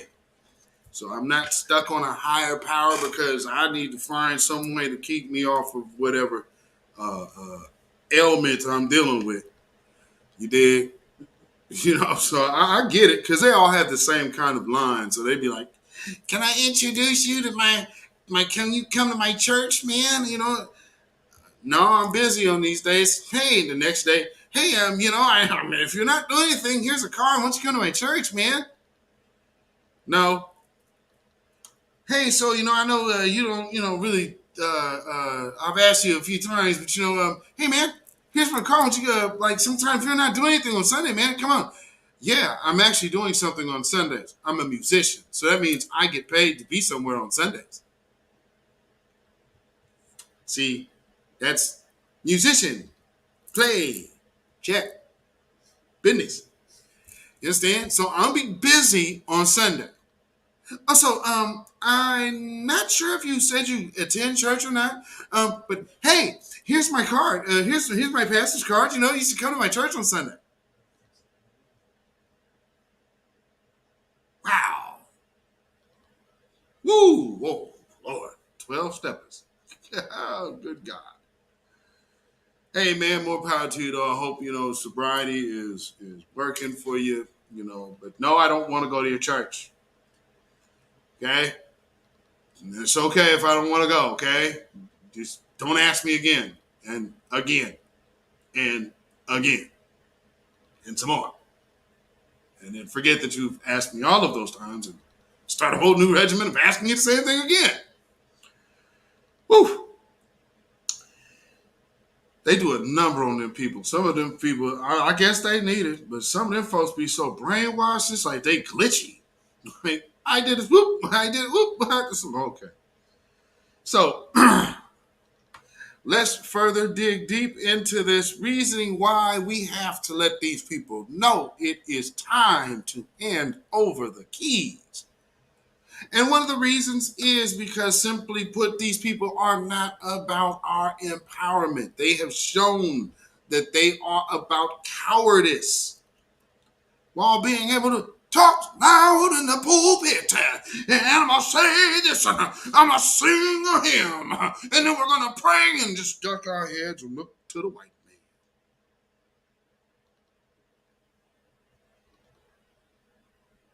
See, this is a generation of the return of the warrior class.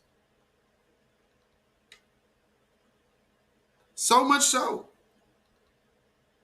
that I heard this brother today say, we are having an impact in Europe for what we're doing here. You understand that? When we come together, the world takes notice. So now that we're coming together and we say, hey, we actually have a candidate. Guess what he does? He shouts out the grassroots. He shouts out everybody who's giving him support. New Black Media, Friedman, and all of these, FBA, B1, everybody else who's had his back and who has been donating to him. Why would anybody else be looking to hate on that? Unless they want what's already there to stay. Most of those people have a vested interest in whatever is going on. But here's the one thing that they all know. Why would MSNBC give a damn about what's going on with the black church now? Why do you care now? Because they don't have the numbers. And even more importantly, they don't have the ear of the people any longer. They're out of touch. They have fell away from the community by condemning all of those people of the 80s and 90s who are now back in roles of empowerment for the community, and now they find themselves on the outside. Well, you can't pray your way in to good graces. You have to be there. Right now in my city, we have a bunch of preachers that are part of the gang or the gun prevention team. Don't near one of them niggas got no tie to the street. So what the hell are they going to stop? The only thing they can do is take money to go sit up there in white folks' face and tell them about how bad these lowly Negroes is in their community that they don't even fool with. They won't give it to no younger person and other people who have had to deal with all of this other madness out here, had to deal with the system. Y'all church niggas, what y'all know about this? But want to have all of this control over here and you don't have any kind of connection to anybody. Well, even your daddy is taking notice, because when they start putting stuff like I'm about to play out, that lets you know that your bosses are witnessing your ineffectiveness and by proxy and by default conceding to the power that we took. In rural America, where it is a question not only of support, but will they turn out to vote? They kind of felt left behind as well. Antonia Hilton reports when we come back.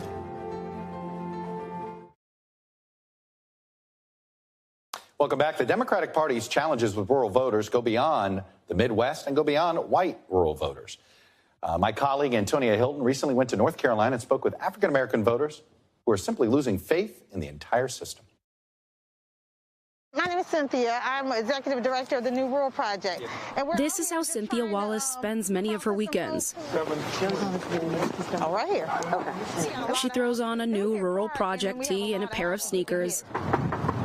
Then she knocks on strangers' doors or meets them on the street and listens. Did you get a chance to vote? Yes, ma'am. Okay, so you are a strong voter? Yes, ma'am. Were you able to vote last year? No, I didn't vote last year. Okay. Well, that's what we're here talking about. Oh, okay. It may sound like a simple act, but for Black residents in rural Anson County, North Carolina, this kind of visit from a civic group is rare. You got a little pocket in there? I'm just piling you up. In recent years, voter participation has been slipping. Jobs have gone. Many residents feel like nobody cares about what they have to say. What do you worry about every day? Violence, poverty, just things that can be improved. National Democrats have raised alarms about support slipping in rural America over the last 2 decades, where Donald Trump won roughly 2/3 of the rural vote. Here in Anson, 2,500 voters of color sat out the last election, as a state Supreme Court seat was decided by 401 votes out of 5 million cast.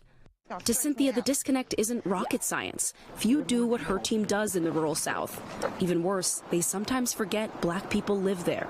Do you feel like you've seen the changes that you deserve here?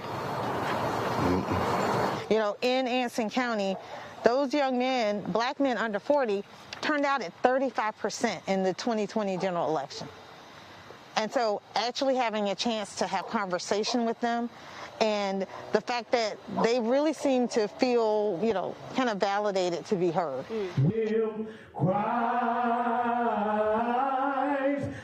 Even the church, traditionally the beating heart of black politics and optimism, is losing some ground. It's time to rally the troops. COVID has spread us every which way. We can't always keep up with whether people coming or going. You got to take. Pastor Alban Burney saw the pandemic frighten and diminish his congregation. Young faces often aren't out in the pews. Here in Anson County, I think survival is on everyone's mind. Are people losing faith? I think people are losing faith. I think that's just the reality of the situation. When you feel like something was taken from you, it's real easy to lose faith in a process that was established. We spent a day at a popular black-owned convenience shop in Morven, a town in Anson that is almost 100% black, hanging out with entrepreneurs, nurses, and veterans. People right here don't believe in the government too much. Do you feel like the Democratic Party has done much for black people in the last couple of years? Taking us down through here, that's about it. Taking all our shit. Like the rest of them, they ain't gonna do nothing for us. All right. Well, you have it there. There you go. What's up? How you? Good. What's made you feel like voting isn't worth it? For you to sit there and you see your elders say something to, you know, the town hall or something like that, and nothing's being done about it, after a while, it just becomes a non-factor in your life. You just feel like, I'm gonna just do what I gotta do, survive on a day-to-day, make a way for my family and everything like that. Politics don't really matter. Has Biden and generally the Democratic Party, have they fulfilled promises that they've made over the last couple of years? To me, in a small town like this, it really doesn't matter who you have in office. The effect that we experience is the same. It don't matter if it's Biden, it don't matter if it's Trump, it don't matter if it's Obama or Clinton or Bush. It really doesn't matter. What we feel down here is exactly the same. You know, they can never even tell us who the president is, and we really still going to be exactly the same. You know what I mean? Cynthia Wallace and Pastor Alban Burney aren't going to wait for any national politicians to come to rural North Carolina. Whether on the pavement or at the pulpit, every weekend they'll listen. Glad to see you. Do people still believe things can change here? I think they want to believe that. I think it's up to me. I think it's up to other advocates to inspire that change. Thank you to Antonia Hilton. And that's all we have for Meet the Press reports for other advocates like who? Because see, now here we are advocating. We're advocating for voting for a candidate in the state of South Carolina. All of a sudden, we're being met with so much pushback. Isn't that strange? Isn't that strange? Imagine that. And, you know, I always remember somebody telling me back in 2020, they told me in 2016, in 2016, hey, man, if you don't like these candidates, then why don't you go ahead and get your candidate, or why don't you run, or you get a candidate? Okay, now we have a candidate. There's a problem. Why is there a problem? Well, because we're focused on our issues, and we actually won't focus on other issues. What issues might you say? Well, what was that reporter's name? I'm not actually sure. She worked for NBC. I don't know who she was. I'm unfamiliar. Brother, I do not watch NBC like that at all. But this other, and matter of fact, shout out to Kid Gravity. Matter of fact, Kid Gravity Beyond. After you guys get finished watching this live, go if you have not checked out his video that he did today upon this next individual to whom you should look out for. You should do so. And I'm going to let you know right here, just to taste a tidbit of the face you need to recognize as a treasonous individual. And then go check out my brother Kid Gravity Beyond's channel and this video that he did on this latest Democratic plant. But suicide is the third leading cause of death among teenagers in America. So if these motherfuckers are so pro-life, wouldn't you think that they want to invest in social services like mental health care?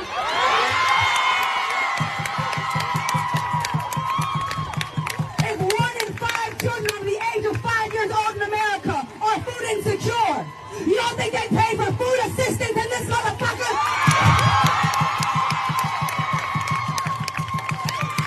This shit is not about being fucking pro-life. This shit is about making sure that we are too fucking poor to fight back against their shit.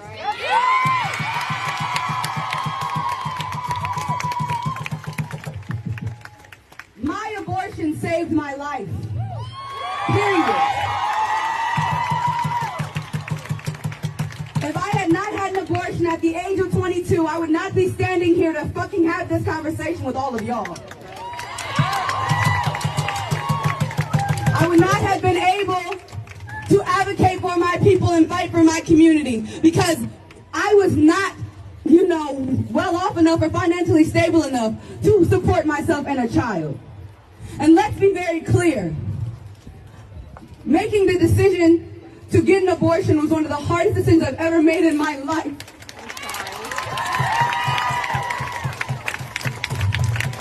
So, it's not that people make this decision just be fucking cuz. It is a very painful experience to have a miscarriage. So who the hell would do that for no reason? There are very real reasons why women and non-binary people in this country do not want to bring these fucking people.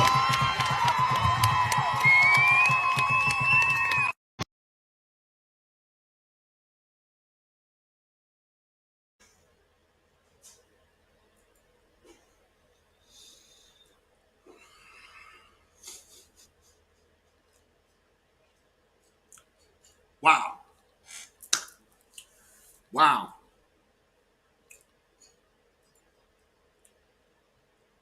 Did she say she's non-binary? Oh, yeah, she's non-binary. And she got the nerve to get, well, my abortion saved my life.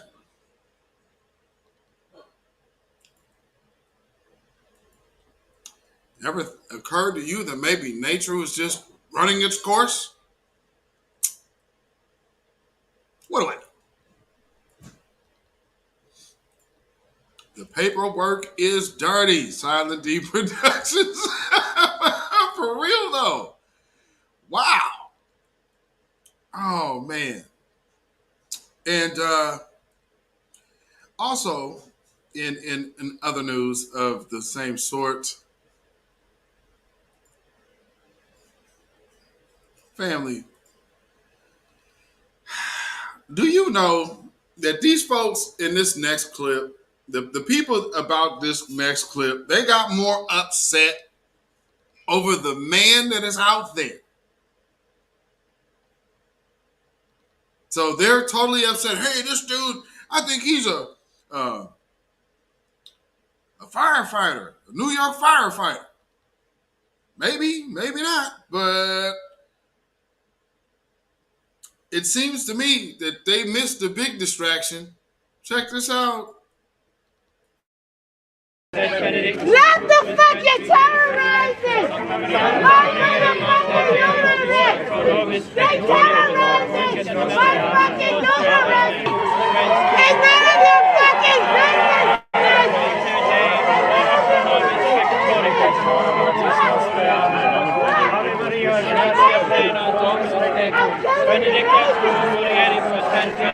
I'm killing the motherfucking baby!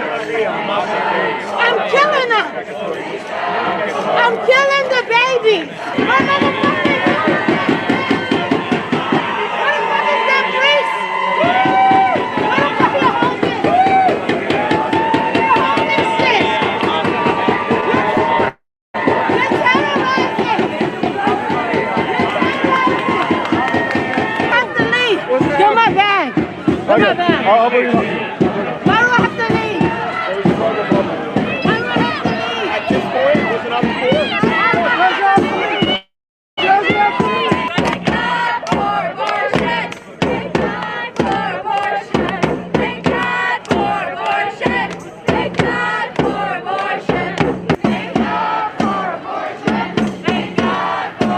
He definitely fucks with abortion.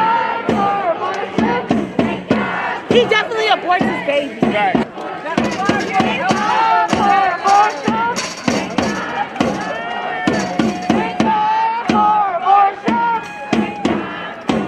Can you guys help us stop fucking praying? It's not fucking working. It's not fucking working. Come help us. Help me. Help me. Baby, come over here. Let's talk. Okay, great. So I'm gonna have the yellow lady. What's your name? Bernadette. Hi, Bernadette. Good. You're fucking awesome. God killed his son. Why can't I? God killed his son. Why can't I? God murdered his son on that piece of shit wood. Come outside. I brought my ravens for you to kill. And you know what? The fucking police. This fucking performance is getting better. This performance was getting better. The priest. Now, something I want y'all to pay attention to. This is the type of people that other woman was just screaming for.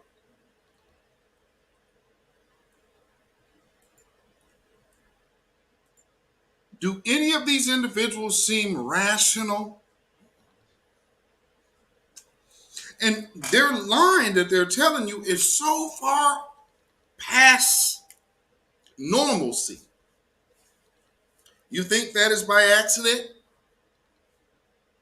It's not. It is by design. It's pushing the envelope of like drug addict behavior without the drugs. Using the suggestive power and properties of influence to put it in something that, oh man, we need this. We need to be able to have it. Well, they're not taking the right of abortion away. What they're doing is putting it on the state. So in the meantime, you got people talking like that. Yeah, right. Okay. That is simply not our agenda. However,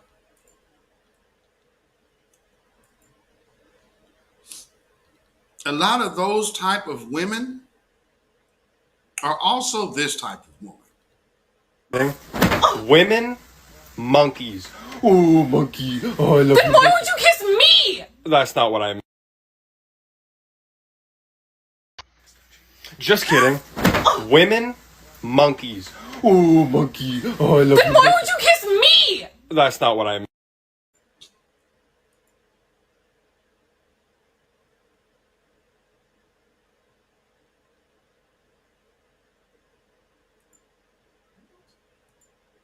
Then why won't you kiss me? you actually perceive yourself to be the monkey in the situation, naturally.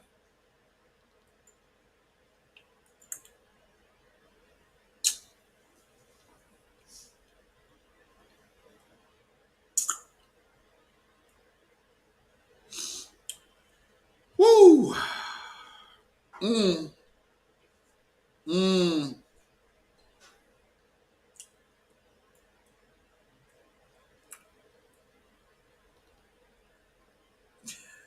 Let's hit this. Because we have a little tasty tidbit of a slight pivot we're about to take. But we will be coming right back to old Fish Fry Clyburn, DJ Saguan. What's going on? Kevin Samuel was right. Uh-oh. And, but see, not everybody. This is what's so funny. Man, you might see Derek Jackson coming out pretty soon trying to crap on the dead.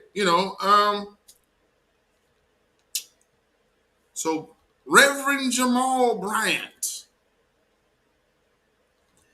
elected to get in his pulpit and talk down on the dead. Well, I guess this would be his opportunity to pander to his female congregants.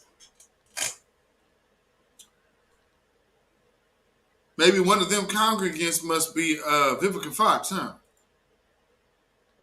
To men who have no authority.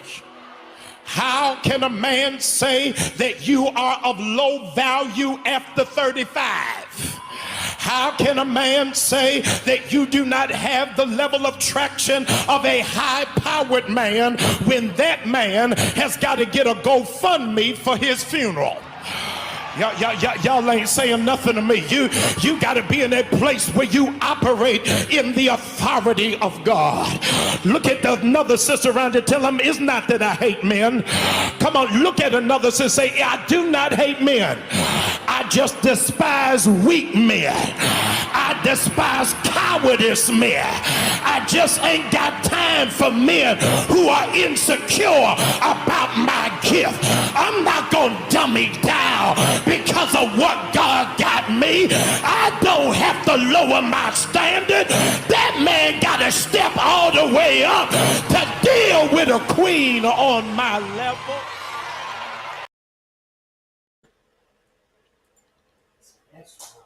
Hey, Jamal, what you think about reparations?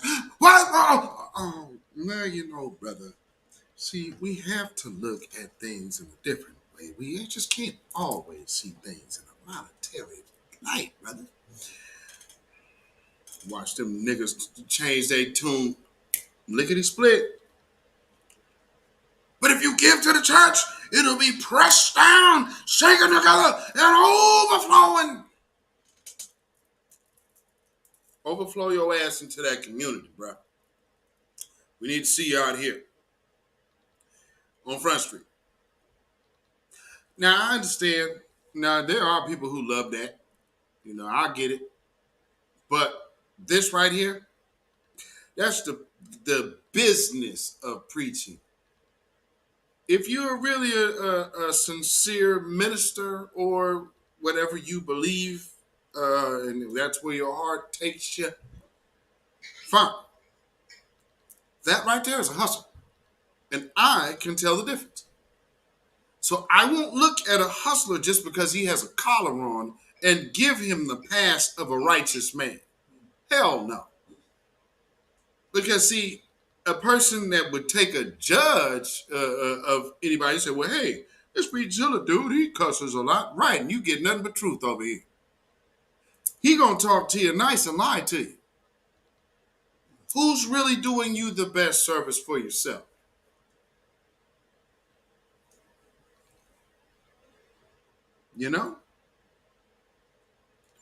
So with that being said, let's play this other joint. Because again, I'm like, man, why you even bringing this man up? And it's like, oh, okay, man, the women gonna be giving good today, ain't they? And it's Mother's Day. Woo-wee, boy, we'll rake in the dough today, baby. Kevin Samuel wasn't it. cussing in the pulpit, he would. We gonna make this money. Now, go ahead and play that music. Play that good lie.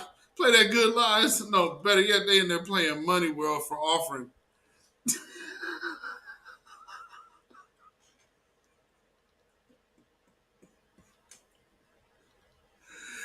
Oh, man. I mean, come on, man. I'm going to just say this. Any church nigga talking crap about Kevin Samuels, really? I mean, really? Hypocrite? No, boy. Ouch. Whole side eye, like, what the hell? Is he kidding me? Healing? Healthy? This man was a hypocrite. In my honest opinion, he really was. I didn't find anything about him to be healing. He insulted African-American women on a consistent basis. One of his last statements that he said was that if you're over 38 and you haven't married or something like that, that you're no good and disposable.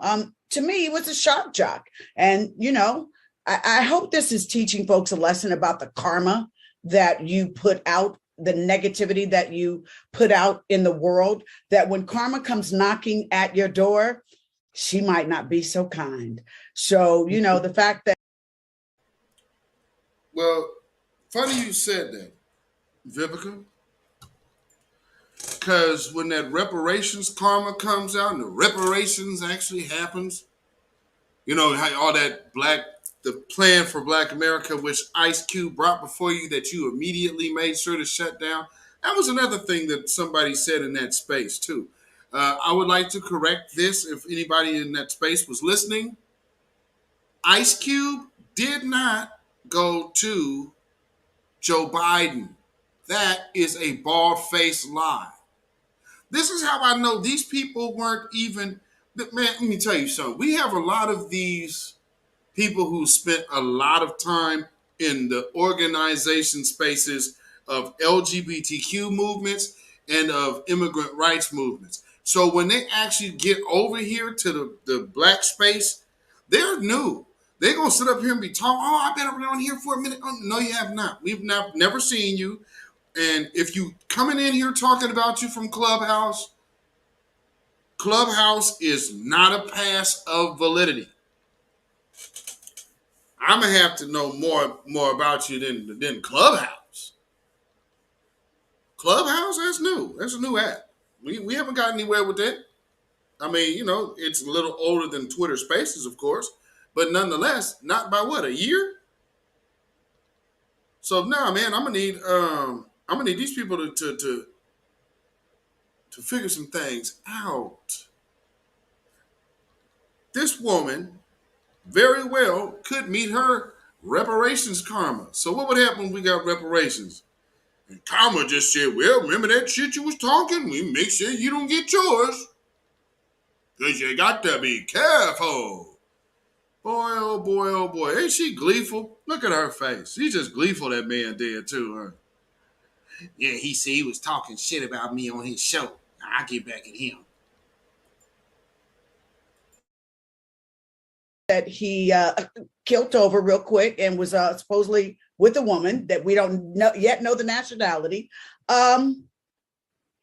Rest in peace.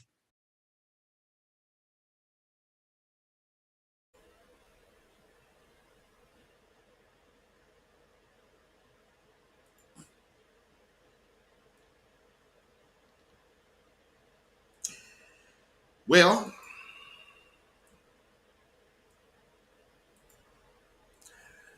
I think back, now she says something like that. This is the same person who kept trying to tie Ice Cube into being friends with Trump. And then you have some dude in the spaces talking about Ice Cube's plan for Black America. Yeah, man, well, I mean, the only person to sit down with him, take it to the table was Biden. Nigga, Biden still ain't met with no Ice Cube, bruh. That was Donald Trump that actually met with him. Because here's the point.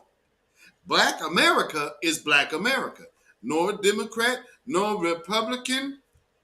But Black first. So this is the agenda. Then there was somebody, and it was, see, brother, you have to understand the plebiscization of the situation, my brother. And see, first off, Black's Law Dictionary. Yes, I totally understand that. We got this part of the Black's Law Dictionary. Now tell me, in different law, has some other definition of Black or African American been applied?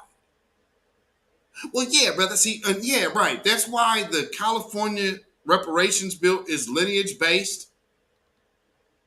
So the whole Black and damn, it's really not. That's how they got it. It's actually how they got it. Lineage based from these people. So how are the definitions broken down of Black? Well, Black is actually has a designation of people. So yes, these old precedences and laws were on the books, but there have since been new ones to now replace that law. That's called the, what they call it, case law. So, you know, things may not necessarily be nullified. In some states, that might work for police to be able to kill you indiscriminately if you're under the designation of Black legally. Not so out here on the West Coast. None of that is relevant. But I do understand it is in other places. But I just live in a place like, nah, man, please. No, Black is a person out here. Trust me. Black's very much a person out here. They just find other ways to suppress Black folks out here. So they don't have to do that.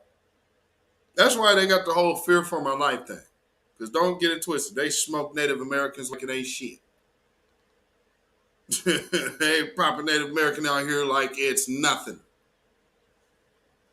They indiscriminate with bullets out here. Oh, yeah, not to mention, I seen somebody say in the chat earlier, and you are absolutely corrected.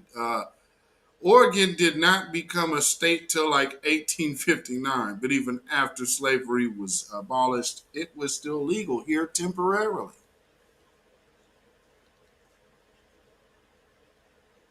A lot of people didn't know that.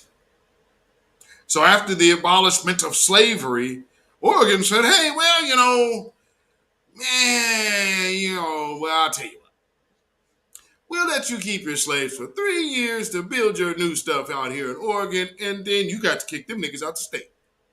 And if they stay past the state more than 30 days, they will get 30 lashes. It's called the lash law. And then they'll be brought back the next month if they're still in town and get 30 more lashes. That was the order of this state way back then. So, yeah, they know who they owe. They know who they owe. Don't get it twisted when these people start coming out here in these spaces. But see, here's the thing, man. I'm telling y'all, them demo shills, they earning that $30 million, and every night, this is how their dreams are. Lead us not into temptation, but deliver us. They ain't getting too much peace.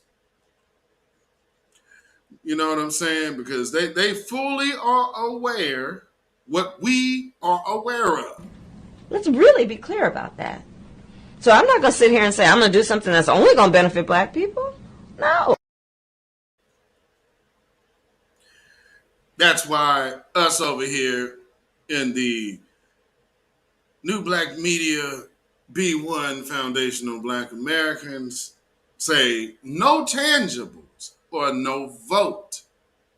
Because, or else we have to agree with Reverend Jeremiah Wright. First was the controversial Reverend Jeremiah Wright. I say America, America's mother, America's daddy, America can eat a dick, America can lick the balls.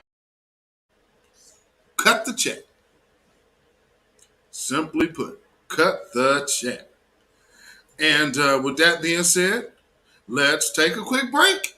What would you think about a parent whose children are hungry? They let them starve. Likewise, here in South Carolina's 6th Congressional District, we are the 6th poorest district out of 435 total as of the year 2021. And yet, where is our Congressman, James Clyburn? I can tell you, he says he will be in California, in North Carolina, and Florida, and Georgia. But what about the needs of South Carolinians? I was born here, I was raised here, I live here, and I'm going to be here. You will never have to ask, where is Marcel?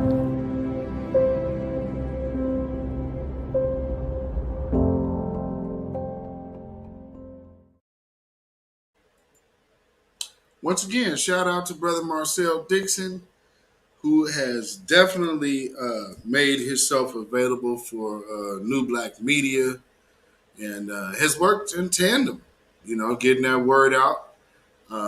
He said, he announced today, he just in a thanks and a shout out to the fellow voices of new black media. Just this month, he's been able to raise $75,000. This is a grassroots candidate coming out of nowhere. This is absolutely unheard of. But the tone of the world is changing. And lo and behold, it actually seems like a lot more people want to hear our voices than they actually want to let on. And that's something. Maybe, just maybe, the code, that code is just in a face like that. You understand? Because anytime they see that, you see them B1 hashtags and something like that, and they go on alert. Oh, wait a minute. Wow. Because see, things like that tend to lead to independence, entrepreneurship, family ownership, and generational wealth. And understanding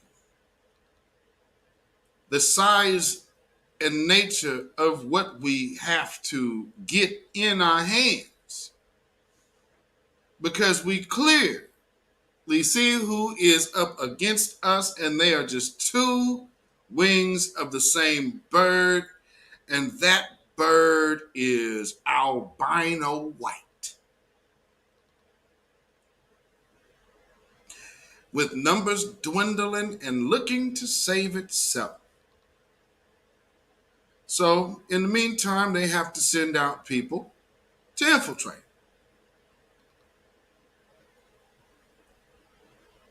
Oh, yeah, by the way, if you didn't know, Simone Sanders' debut for her broadcast on MSNBC, as you see, I mean, ratings freaking flop. As on a debut, do you know how much you suck? Here's the other beauty of it too, because all of these nuts have been pushing this other line.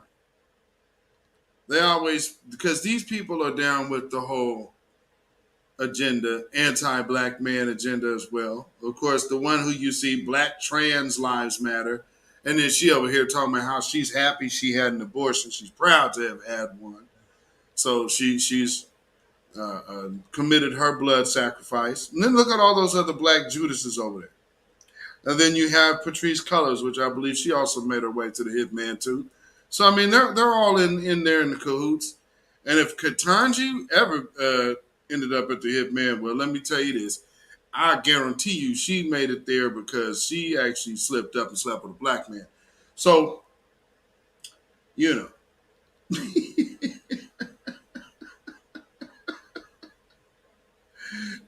If Ketanji got rid of it more, you know that baby was white. Or baby was black. They got the good white man. Now, with that being said, and that whole swirling thing, We have a lot of stuff out here, and they damn sure hate us. Oh, I did see. I seen that. Yeah. Um, this little clip from Muhammad Ali came up back in the day, but something he's saying, he's talking against interracial dating, so to speak. But notice the white man's face in the background.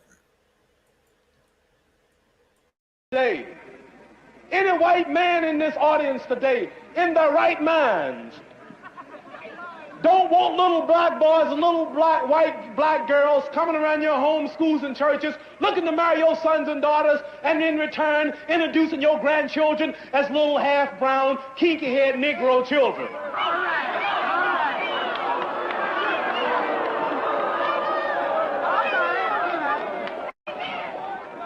No intelligent black man in this audience, no intelligent black woman in this audience want little white boys and little white girls coming to marry their sons and daughters, and in return introducing your grandchildren as little half-white, green-eyed, blonde-haired Negroes.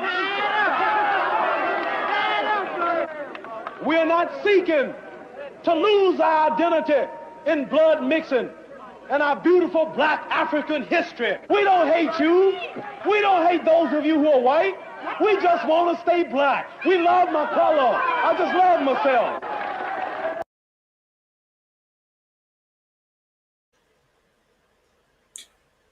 You see that?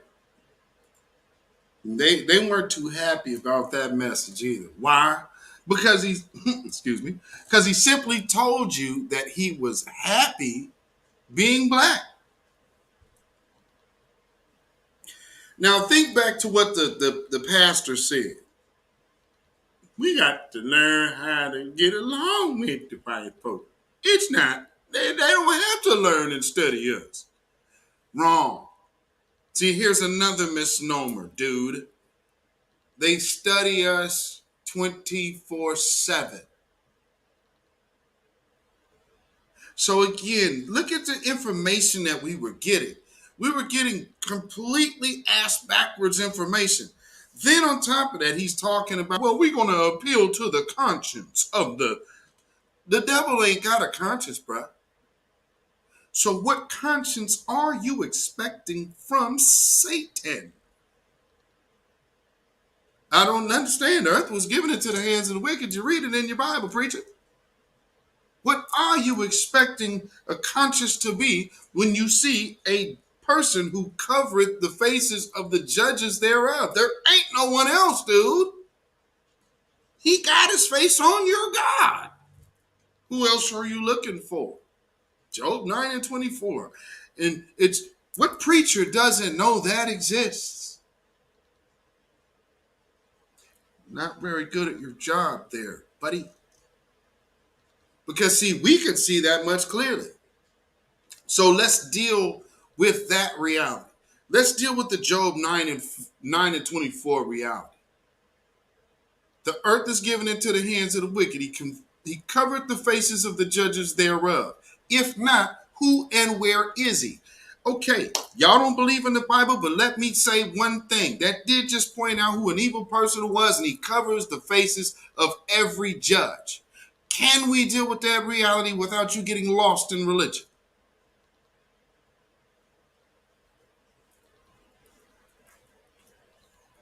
Oh, yes. Yes, I would hope you can. Because here's another thing. They're extremely wicked against you. You can see them give $40 billion away like it's nothing. You're getting a struggle and getting cussed out over a person not pressing the issue for his constituency that's literally in his face. These are the people to whom he's supposed to be representing. Why y'all just keep having me? That's his response.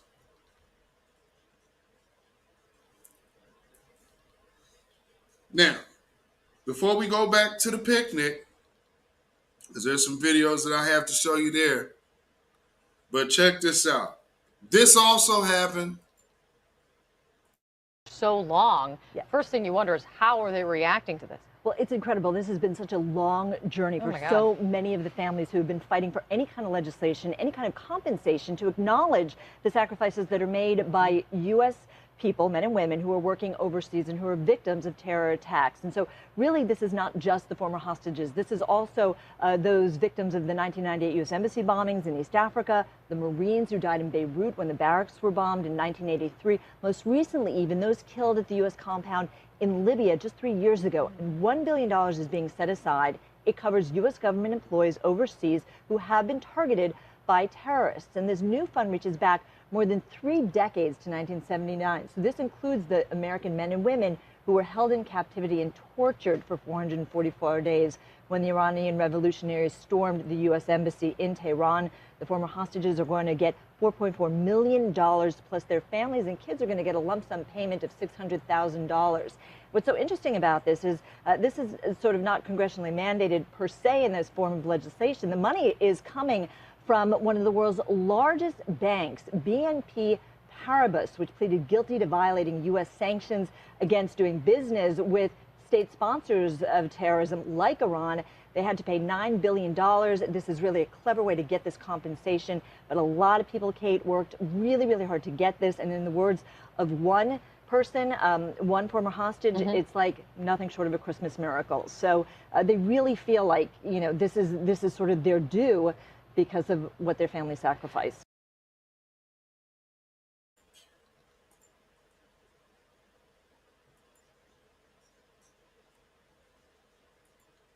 That's their due. They're due reparations.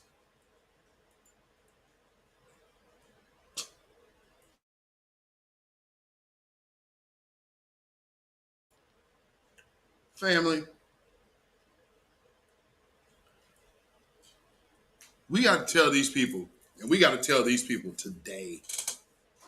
Right now, ASAP, it is the red lights are flashing. The siren and the horn is blaring. It is time to hand over them keys. These old Negroes is like the drunk person at the party. Like, hey, man, I'm not finna let you drive. You'd be a bad friend if you let that person drive home. Yeah, we need to go ahead and do that on our community. That's what time we're in. We need to do this as a community. Hand them keys over. We ain't got no time to play. We are trying to get tangibles while all of y'all have lined y'all pockets with tangibles. Y'all trying to keep us from ours. Right? Oh, well, stop sloganizing. Stop sloganizing, stop sloganizing. Y'all is going to make it too hard for everybody out here. Now, don't you see what you're doing? You guys are just making it hard on people now. Come on now. Who is y'all? So, we are going to take a short, quick trip down a not so distant memory lane. This past weekend at the Buck Dancing Fish Fry. And so let's just take a look and get on into it. Again, I'll start with this one. And shout out to Jason Black, the Black Authority, representing as in classic Jason Black fashion. Pull it up.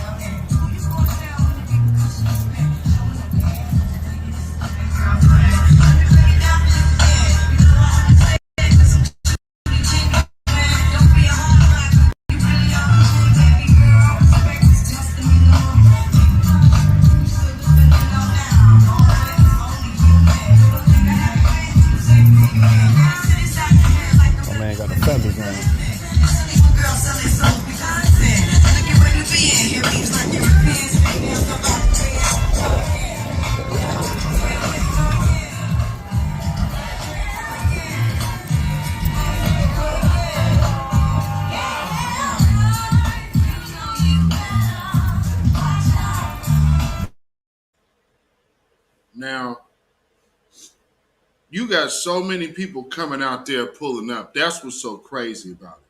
Look at them. They're up there on stage. I mean, he got a whole band set up out there, don't he? What's so funny, though, is not really all that packed. It is not all that packed at all.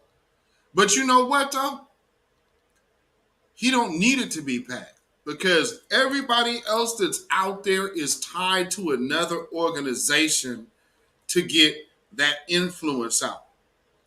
So the right people are there. The right people are there. Ooh, look at them. Oh, you know they're going to staunch Democrats right there, boy. Ooh, you know them sisters ain't going to do nothing else but vote Democrat. Here go another one.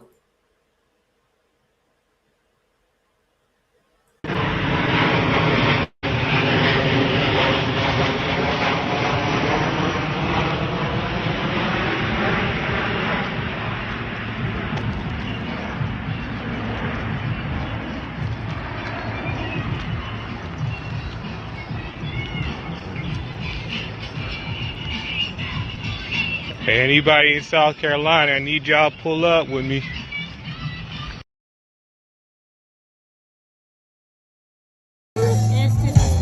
Yeah, Marcel been kicked out too? You don't want us here? You are welcome. No, yes, you are welcome to come out here, but not to pass out literature.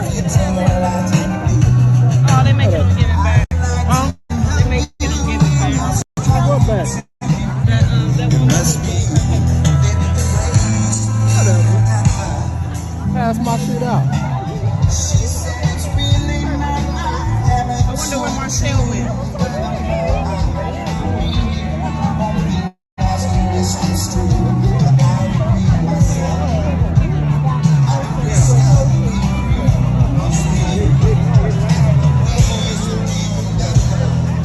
You can't kick us out for that. That's our legal right. You know, we have a right to free speech.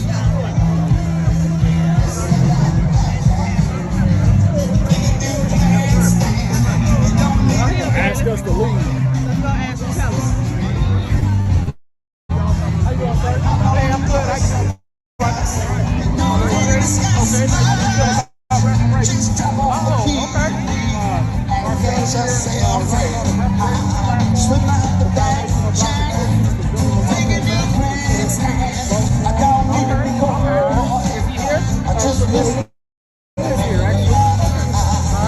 He'll probably get up and speak a little bit later.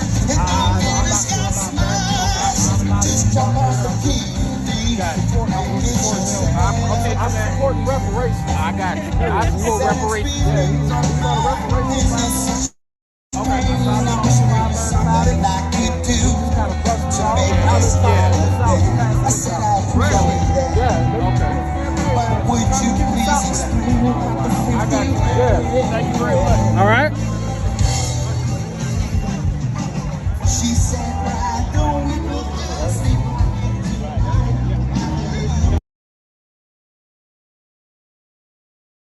I'm doing well. Listen, but I gotta go. But I appreciate the fish fry and everything. I did want to ask though.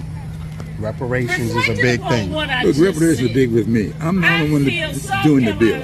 Why y'all keep fucking with me on that? I'm the only one doing the bill. It's my bill. Well, which bill? The reparations bill. HR 40? HR 40. Okay. And I've been doing it for 20 years, 30 years. And it's been around for 38. So why y'all keep telling me about a bill that's been there for 38 years? Well, older than my grandson. Yeah. He ain't but 27. That bill been up there 38 years, and y'all looking at me that I'm supposed to pass it. We just want you to push it. I have been. Well, ask Sheila Jackson Lee. Tell her to push it too. Well, she's the one that authored it. She wrote it. Yeah. Come on, y'all need to get. No, y'all need to get land that real. plane. Y'all need to stop this foolishness and get real. Respectfully. That's all I'm saying. Just putting that out there. You know, we want to see that. We actually want to see that go. Well, everybody want to see that go. Which rests on fiscal reasonableness, support for federalism, and the ideal that our elected officials have a moral imperative to go. All right. I want to see voting go too. It means And it hasn't passed. Well, is that my problem too? I want to cast a vote. Is that my problem? It'd be a problem if we don't. So I want to vote. No, I want to see some candidates. I'm saying the Voting Rights Act has been destroyed by the Supreme Court. Because they'll fool around here, people don't vote, and you got Trump, and now you've lost the Voting Rights Act. Now women is about to lose the right of choice. Simply because y'all don't get real. Y'all don't get real. You want to make a headline. Let's make headway. Well, let's get some reparations.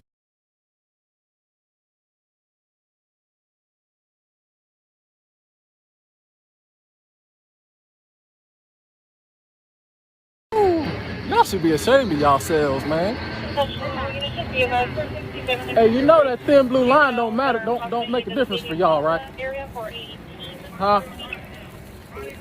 Y'all can get it just like the rest of us. You know what I'm saying? That thin blue line don't protect y'all. Remember that.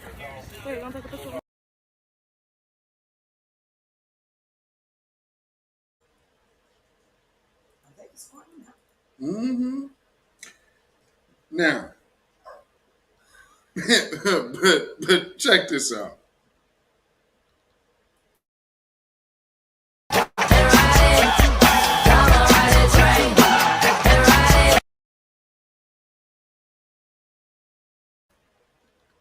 Somebody said that was Clyburn after they threw him out.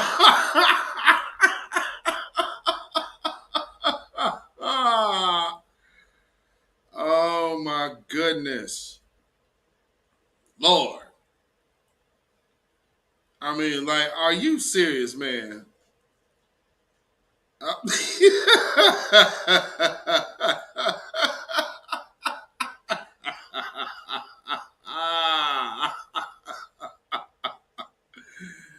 Oh man, shout out to Nas Escobar.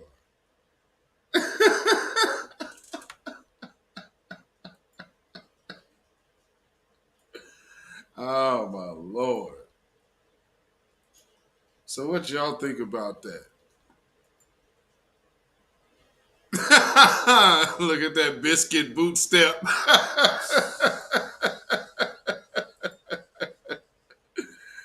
Oh, average a woman said he is going to lose. Yes, indeed. I believe. Well, from what I've seen, from the reaction from Saturday's chicken or fish fry, clearly, they're bothered. So, because I'm just watching the reaction. Oh yeah.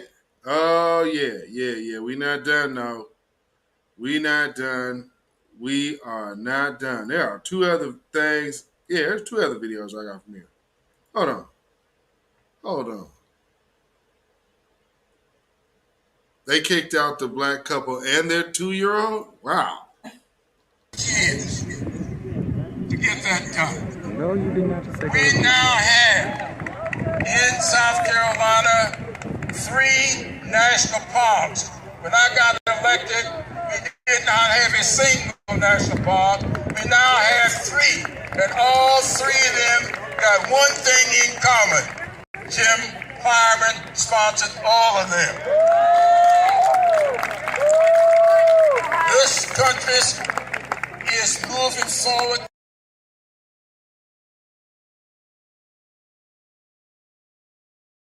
There's some people here I want to introduce. Hey, Trav. Is Trav Robinson still here? Trav. Now, Travis Robinson is the Tennessee DNC chapter president. So the man that y'all come over there, the white dude in the background that came over there to stop the conversation about reparations. Well, that's who is about to start speaking. So listen to what he's about to say, because he's kind of going to let the cat out the bag why these people are really fooling with Clyburn like that and trying to protect him. Come on, Trev.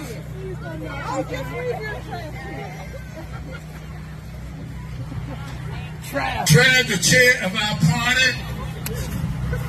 Trev, you got a job. Here's your sheet to introduce all those candidates who are here.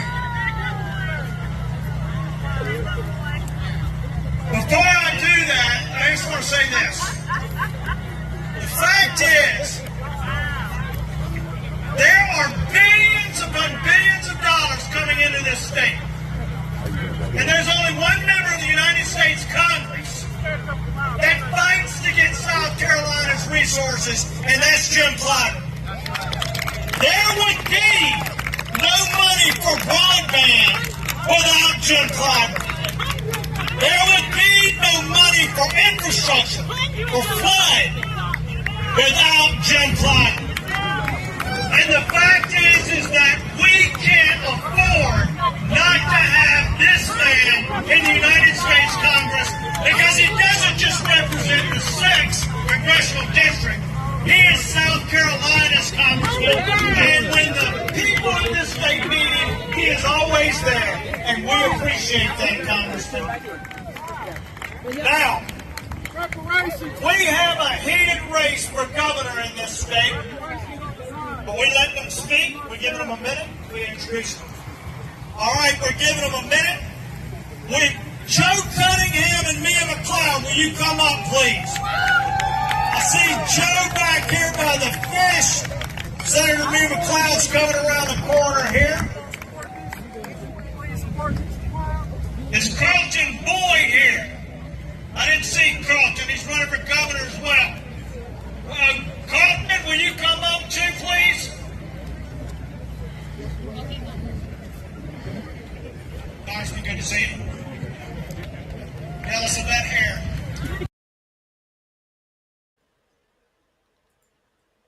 And see, them sisters just over there cheesing. See, here's the thing, man. These Democratic black folks, especially the ones just so dedicated to the Democrats, they don't give a damn about black people, man. They give a damn about their society. They do not care about black people.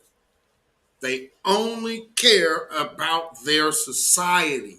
And if their society happens to be the round of black people that they're around, then they'll care. Outside of that, no. I would advise anybody to go check up on Brother Stephen Coakley. Might kind of help you understand some things. With that being said, though, I'm around this point. We saw today when people come into our midst for different agendas.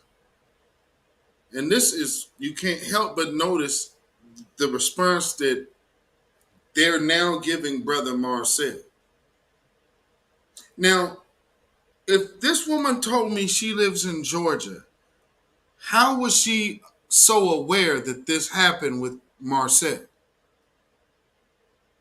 And so what she's upset with, which I would have to assume, she's probably upset because she didn't get in on the let's get in to give him the old backdoor DNC conversation. Things kind of happen in a different way. So clearly you see some people are upset. And well, they say, well, who is this dude? Who is this dude? How can we trust him? How can you trust Clyburn? Oh, well, that's, you sound like you a Trump supporter. How did we get there? Lady, I'm talking about reparations. Justice for my people got nothing to do with Donald Trump. See, I always look at anyone funny. Now, y'all see what I just played y'all about my damn city? When I speak to y'all, I don't speak about them. So if I'm speaking to the family about the family, I'm speaking about the family. The hell Donald Trump got to do with anything? I'm not beholden to none of them people. This is about our business. Well, you sound like them. Oh, really? If I really asked you to point that out, I guarantee you can't. But it's just the fact that someone throws that out there. I look at dirtbag, sleazeball, stuff like that, because that's what it is. You're a trash bag. I see you for what you are. I'm just now, see, here's the thing for me. I'm too far old past this point. So I'm not going to be nice about what I see. You're a scumbag to do what you're going to do, coming in these spaces, purposely throwing in Democratic talking points just to get black people to keep voting for someone. Then can't come in here, try to besmirch the brother Marcel by way of also trying to besmirch the brother and reputation of being so on point, brother Jason Black. By proxy, that's also the new black media. Do not think that I will ever be nice or we can mend the fence when I see you for the scumbag that you are. Not me. I'm not that one. I gave you your chance to back off of Clyburn. You didn't. Then you doubled down and told me that you knew me. Anybody hanging around that crew, you might want to consider something else. Unless you still want to be on the Democratic plantation, by all means. But here's the thing. Marcel's running as a Democrat. So don't the Democrats win if he wins? What's the problem?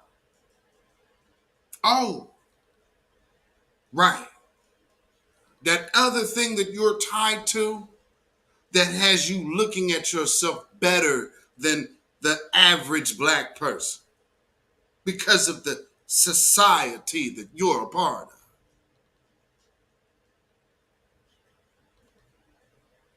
Well, remember this. If they could hit Bill Cosby, Ronald Isley, Red Fox, Ray Charles, Sammy Davis Jr., and R. Kelly, and now Slim Thug and about 30 other rappers with buku bucks. And if you're not in jail, you're around Young Dolph and all of these other brothers who have lost their lives out here in these streets while having millions of dollars in the bank.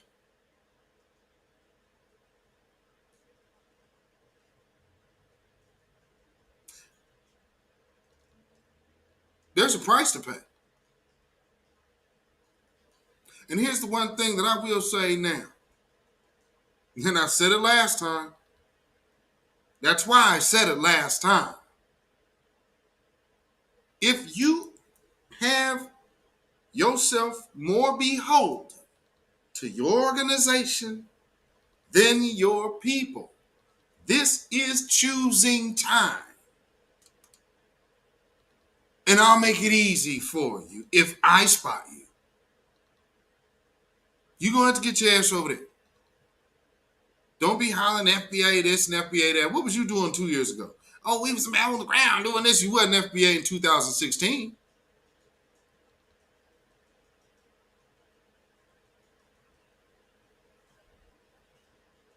Yeah, go run, tell them.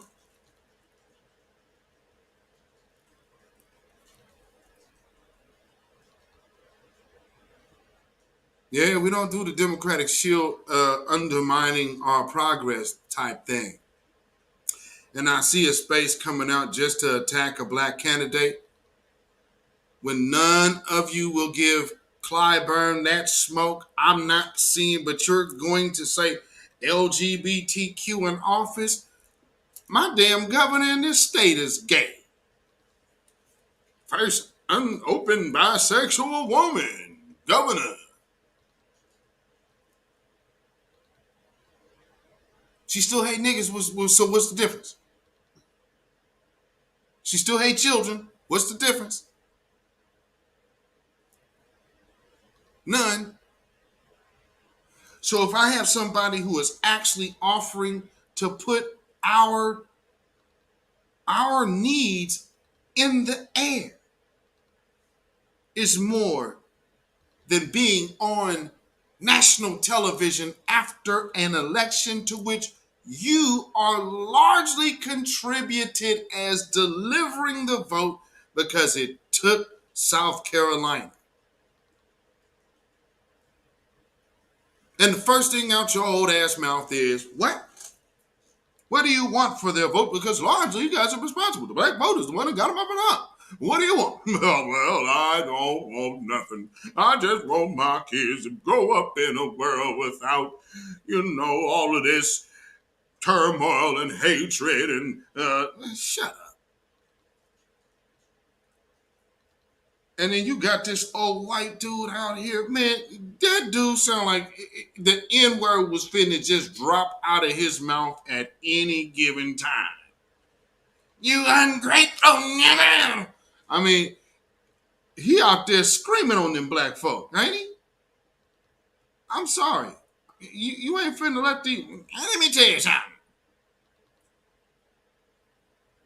I don't know how y'all do it, man. I don't know how y'all... Yeah, thank you. Thanks, white man. But you can sit down now. Well, let the brother speak. I mean, ain't no way that man get up there on that... excuse me, white man. Take that mic right out that punk ass boy's hand. What you talking about? Yeah, we heard enough of you. Thanks. Let the brother speak. Man, who the hell raised some of these people? I mean, like, y'all been just getting screamed on like that by this dude? I don't know if I could live in Tennessee. Where's South Carolina? Like, nah. I mean, man, I'll be damned. I mean, we got a man like now he do the little punk eye roll thing, but man, he would never raise his voice to nobody off from this piece. Not on no camera.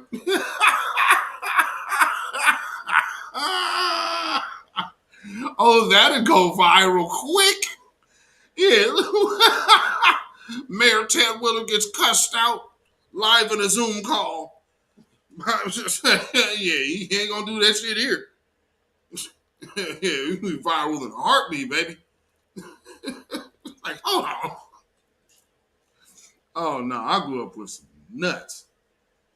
And yeah, you best believe, boy, quick on the wit and even woo-wee.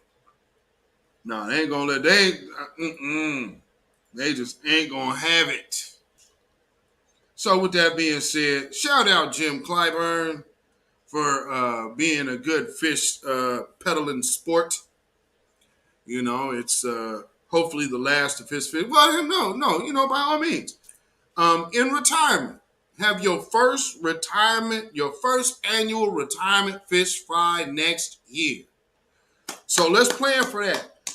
Next year, Jim Clyburn's first annual retirement fish fry. Don't that sound good? That got a better ring to it, don't it? I think so. Hey y'all, Greg Marcel Dixon here. You probably heard of me, candidate for South Carolina's 6th Congressional District. Yep, I'm that reparations guy, and I'm a Democrat. Now those may not be your key issues, but let's talk about some things that are important to you.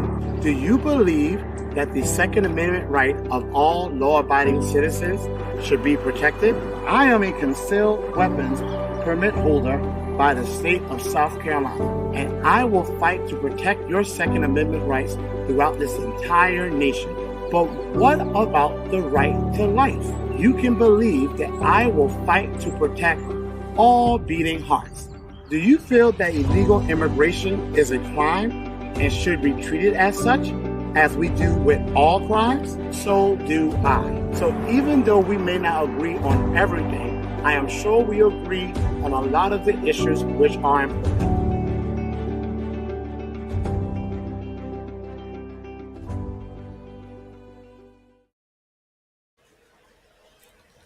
So once again, shout out to that brother, Greg Marcel Dixon. And, I just want to say that, see, the one thing that this sister was doing that I really didn't care for And again, always remember, Marcel is accessible, and he did not have to even step in there. But you wanted to ask him the hard questions. Here's the difference. Because see, I really don't like the underhanded, disgenuine nature of folk. I come into a space and I'm like, okay, well, number one, I was called into the space, so I'm assuming there's a reason. Next thing I know, I'm on the stage and it's like, So I see the title. So is somebody feeling some kind of way about, because truth be told, I would only be aware of one candidate that I would ever endorse that is of the LGBT community. Well, no, I'm going to say, no, he's just there's no, no, let me correct that. Because no, he does not identify with that community. He is just a gay man. So he's a gay black man, a black gay man. So yeah, let me correct that. He's not part of the community. He is just a black gay man. Simple as that. So yeah, let me correct that. My bad. So anyway, he comes in this space after this woman basically I won't say she lied, but I will say she omitted that she is talking from a place of a person who only engaged him 40 minutes into a conversation and then made a judgment based on that for however long else that lasted after that. And then said he was evading things and avoiding things. It's like, well, I could see how I asked a question and you immediately flipped the script to make sure that, because again, family, have I not told y'all that all of them Democratic shills they are put on notice never to engage me in public? This is one where this one was caught on the spot. The first one, she actually dropped out the room. As soon as I hit on there, she dropped out. I asked her one question. She answered me. I was like, She left. Then the other one came up. It was like, oh, yeah, I know this, but I'm going to. And she mentioned Tamara. And I'm like, what? And I don't really know Tamara. And I, I know she's making her moves. But that's no one who I know.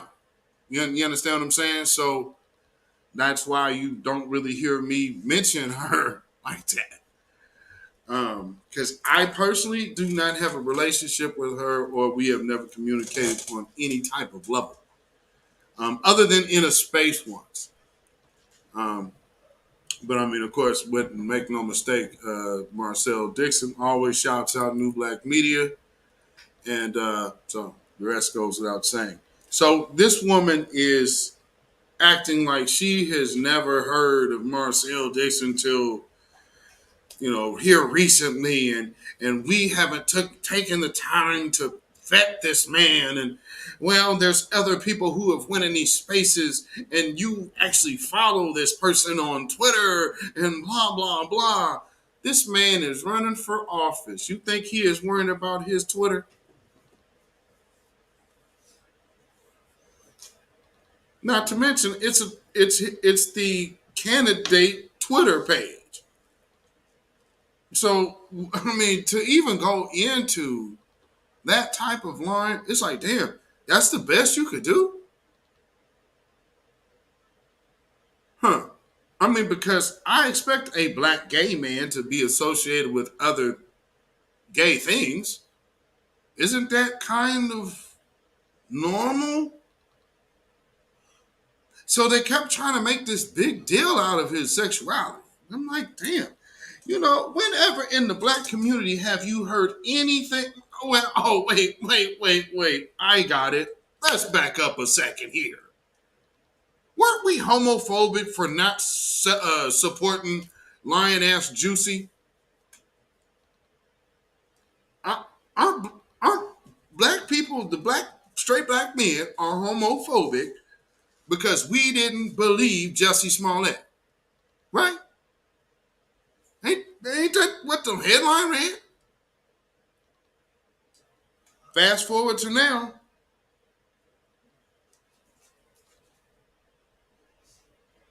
Here's a black gay man, and he catching flack now. Why? From y'all. Hey, Nikki the God. Chief moderator in the house. Hey, you made it. Nah, I know you probably been in here the whole time. It was just a very interesting exchange. Yeah, not to mention other things that were just kind of funny style to me. You see certain people pop in, they stay in. I see other people here, they get kicked out. It's like, maybe there is something that is not being, on the level, on the up and up. So I'm sitting back, get a chance to see, hey, okay. Now, anything else, and typically this is how I operate, just for anybody listening. If I come into y'all space, I'm usually just coming in there to listen. If there's something that I can, chime in on right now, I'll usually take that. And I'll pop up there for a minute. Now, there will be some evenings that, like now, of course, if somebody hits me up and be like, hey, can you come in here with me? Yeah. But no, I typically, so sometimes I'll even walk away from my phone. So if some of y'all send me that mic and be like, damn, you don't never want to come on the stage, it's because I turned this on and walked off. So I'm listening. Or I'm doing something, so I'm not even literally looking at my phone, or I even have it playing through my speaker. So I'm not listening or looking at it to even see you. I wish that's one thing that they got to fix. Because, it only pops up on your screen for a hot little second, and then it's gone. So Nikki said that was some suspicious ass shit that happened today. Yes, it was. Yes, it definitely was. It's one of them. This is one of them mornings where I had I was woke up. I was woke up with this weird dream, and it's like, okay, well, a few hours later, I was like, yeah, maybe this is starting to make a little sense. But one thing that's clear, another thing, Reconstruction. In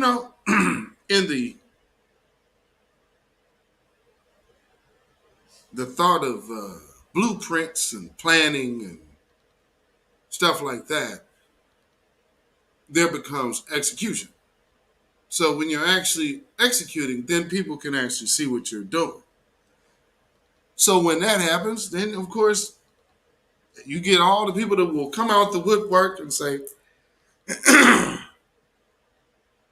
hey, I've been told to come infiltrate your group. Now, I've been told to come infiltrate your party now, and so I'm gonna get over here and just start causing a little bit of dissension. Start a little dissension over here. Start a little over here. Just get a little bit of your personal business. Okay, there it is. And then I'm gonna take it over here and just put it on the wind. These things I've seen happen, and you've been witnessing all of these back and forth bickering matches. And man, family.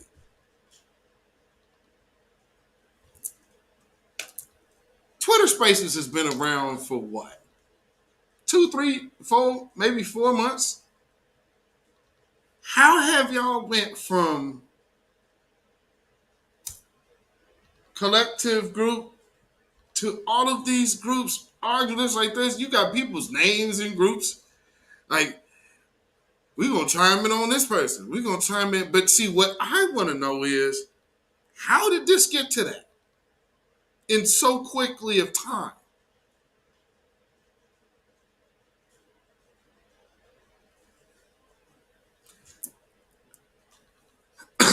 See, when I look at it this way,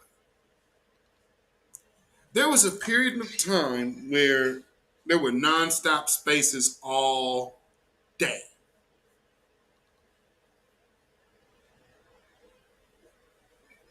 You know how much information can be gathered in that period of time? How you perceive things, how you process things, how entertained you can be to stay in a space for over 24 hours straight.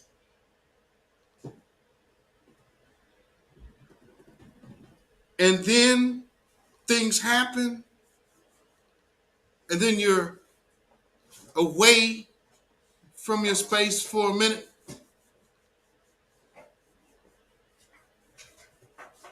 I told this to my wife a few days ago.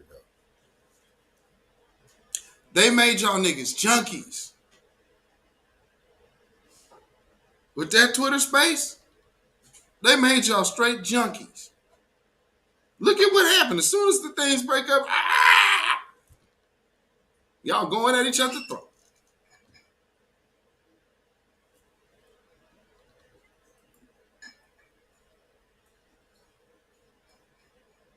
See, being a lifelong musician,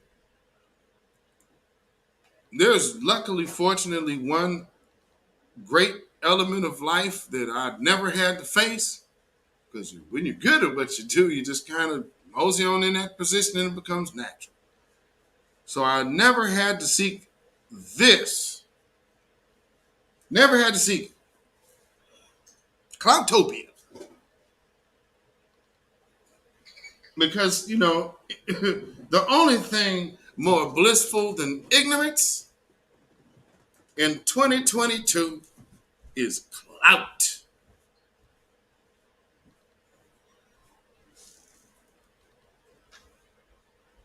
And it's unfortunate. I mean, so it's like that thing is turned into like a drug, and you got people just warring over nothing. And I said all that to say that we have bigger fish to fry.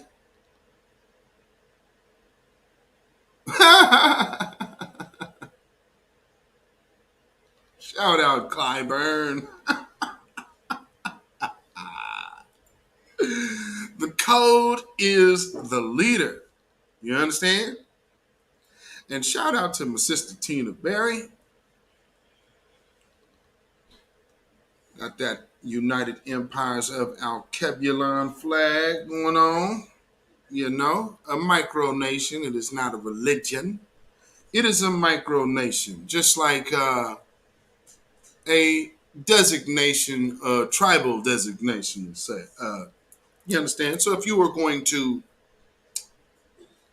go naturalize yourself with this, or like with the Moors or with that, you can do the same.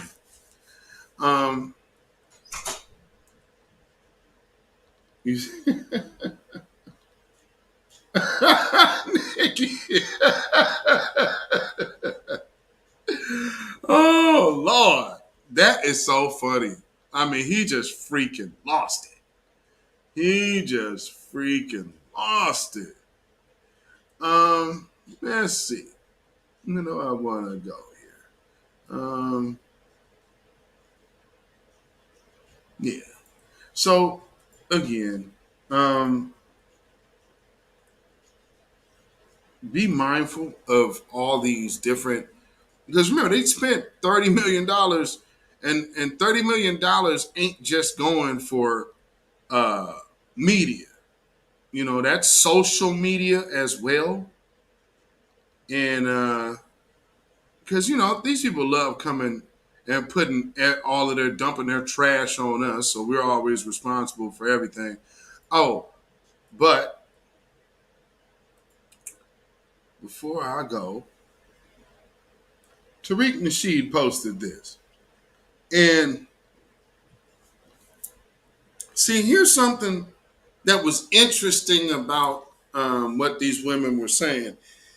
How are you down with the DNC? But now all of a sudden you have a problem with the alphabet group? Does that even make sense, family? So it's just like, oh no, you're trying to do a crafty spin. But no thanks. So check this out.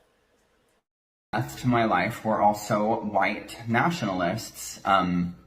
So if you don't know what that is, it's basically a fancy term for white supremacist, someone who believes that the world needs to be controlled by white people. It's very, very common in the gay community. A lot of white supremacists, people with Nazi tattoos, somehow they're part of the Aryan Brotherhood. I don't know how, because the Aryans aren't generally very accepting of homosexuals. But there are sects within these large white supremacist groups that allow gay people in to peddle drugs and stuff like that, and take the charges, so they end up going to prison and the other people can keep doing the big stuff. I was privy to a lot of that at a really young age, and it was all over the gay community. There are porn companies involved, gay porn companies that are involved.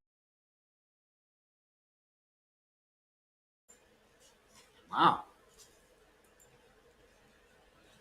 Learn something new every day, don't you?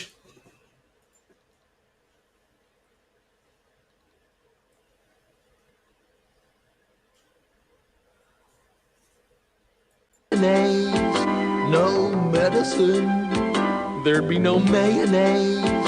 No medicine, there'd be no mayonnaise. No medicine, there'd be no mayonnaise.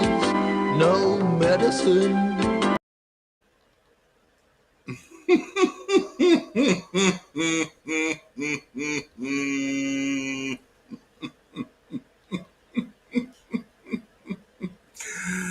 Oh man, oh man, oh man, oh man, oh man.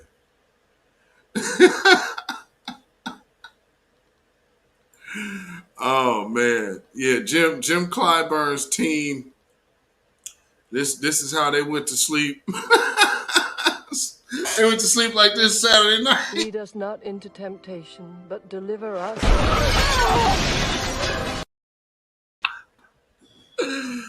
Oh man, oh man, oh man. And Jim Clyburn's sister was upset, wasn't she? You just can't pass out literature. Your boule ass up out here. So again, shout out to Marcel, because he brought that good energy out there. And matter of fact, we'll have some footage of him. I don't know where the footage of him went. There's another one of that brother that they actually kicked up out of there. There's one. I believe this might be from there too. But there's another one with that brother, because you could literally see Marcel like right there in the distance. You see what this is real quick. Property, because we've had billions and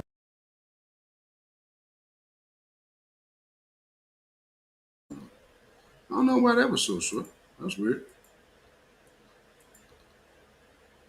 Huh. Guess that one didn't load right. Oh.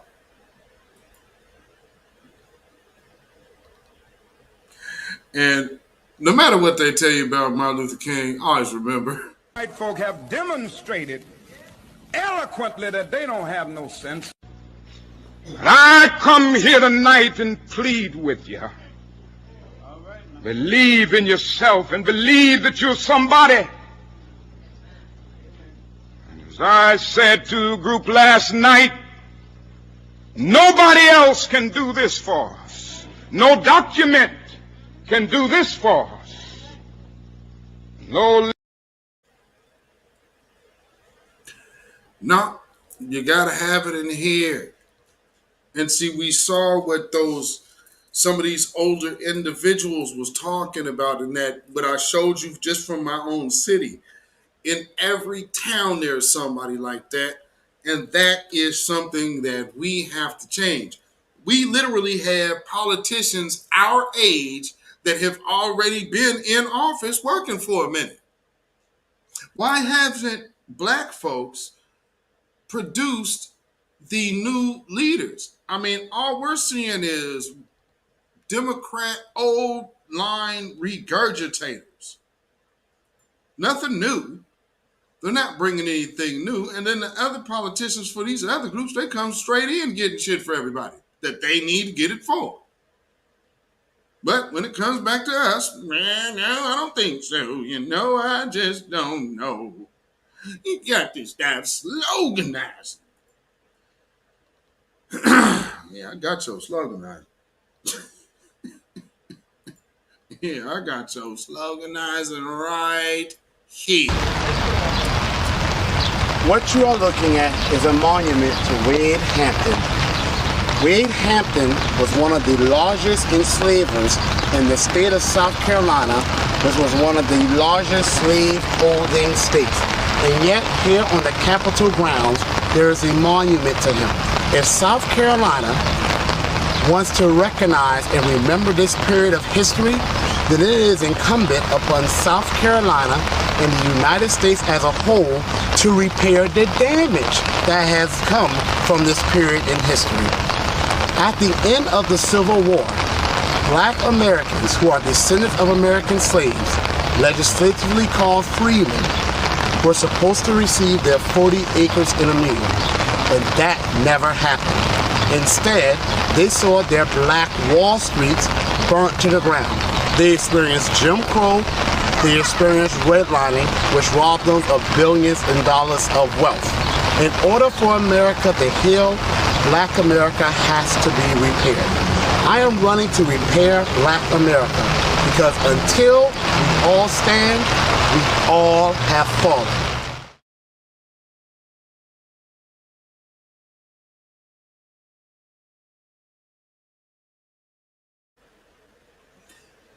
So family, we have to definitely demonstrate every day that it is time for the older group to hand over the keys. We have no more time to waste. We have no more time to play. They want a gay agenda, not reparations. Absolutely. And that's, the Democrats, they use every line they can. But see, for us over here, we are doing something much, much different because it is about the Black First agenda. And with Brother Marcel even being there, that demonstrates this, that and that's why they're upset at Marcel, because Marcel is a Black First gay man. So bringing black issues, speaking black issues is the problem for them. And he has already said that those other groups have approached him. And the one thing that they want him to do is remove the black off of his title and stop talking about reparations. So we have to operate like we have been instructed over him. Cannot be discussed on camera. Why? Because no wise soldier, nor general, nor freedom fighter, revolutionary, nor warrior discusses that kind of sensitive subject on camera or with a member of that people who have worked so hard to put us in this condition and position and keep us in this position and conditions. It sounds like you're talking about covert military operations. It sounds like I'm not talking about anything. Let's pull over. You understand how you are to conduct yourself out here, family? You know, that's why I always like to go back to that. And so understand there will be certain conversations in these spaces that you might just need to go ahead and dip from, because some of those are orchestrated by plants to cause dissension. So you just got to just keep mindful of that, family, please. The code is the leader. So if people start talking a little off, like this person is the leader or that person is the leader of this, the code is the leader. And so when you hear people coming in them spaces talking different than that,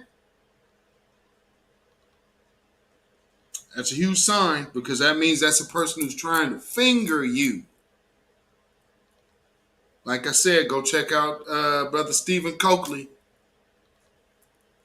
You know, COINTELPRO is still very much alive and well, family. That's why I did broadcast Clout Intel Pro. Because look at where it's coming from. You got a lot of people who would have morphed into, and see, here's the problem. Clubhouse gave some credibility to some people because they met them in Clubhouse. So now that they're over on Twitter, now you have two different platforms that people know them on. However, when the Clubhouse first got going, you should have already suspected that they had their little plants, eyes and ears in them spaces as well. So now that you're on Twitter, it's the big show. It almost seems like Clubhouse was the practice stage. What did Tariq always say about being on Clubhouse? He said it was like being in a chat line with the feds. I can't say it feels that much different for me on Twitter Spaces. But, you know, I will say, if anything, y'all know what I do. I can dismantle a liar easily. And I always see through bullshit. So even if I don't say anything, like, yeah, I see it. You're not convincing me or fooling me, but, you know, I'm just watching you and see, okay, how you going to play? What you going to do?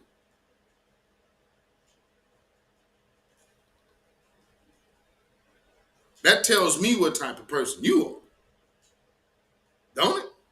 Now, if I said something that stopped you from doing what you're going to do, well, then maybe that would prolong things and give you more ample time to do something even further of harm. Nah, I don't take chances like that. Skedaddle. Right off the rip.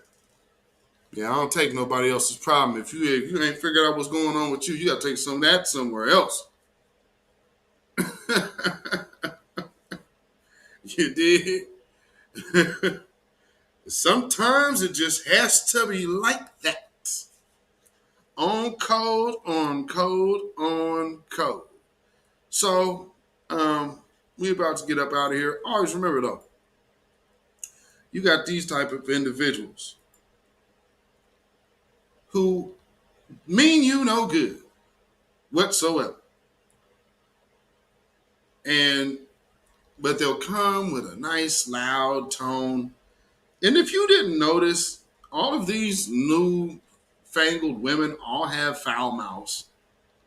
There's not a ladylike woman amongst them. Another huge red flag. Like, they went for a certain type because they knew how they can entice a certain type. Look at that picture on, like, well, what do you see? They knew what they got. Patrice Cullors was like, ooh, I can't wait to get my hands on somebody. And then you got this other little weirdo over here. She don't know if she coming or going. Black trans lives matter. I'm so happy I had an abortion.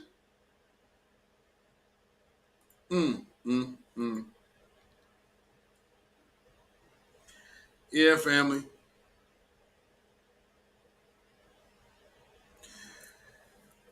We are very clear on where we are. We are very clear on where we are at. and we are very clear on where we are trying to go. And the one thing that we most definitely believe around here is Babylon is falling. Babylon is falling. Let it fall and let us rise. And for all the people who are co-signing with Babylon to go against your own people, 2/3 Club volunteer. This one's for you.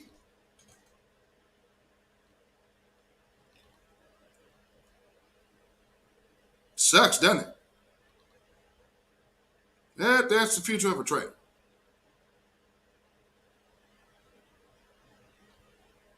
Damn. So you can follow me on Instagram at beatzillapdx. You can follow me on Twitter, beatzillapdx. You can follow me on Facebook, beatzillapdx, on Patreon, beatzillapdx official, and on Melanated People at Michael Beatzilla Whitmore. You can email me at ourrealtruth@gmail.com. That's ourrealtruth@gmail.com. And if you feel so inclined to put some money in the bucket, you definitely can by way of donation at, ooh, look at that thing go. CashApp, $beatzillapdx. That's CashApp, $beatzillapdx. And of course, we also have PayPal, which is Zilla Muzak. That is ZILLAMUZAK at PayPal. So yes, indeed.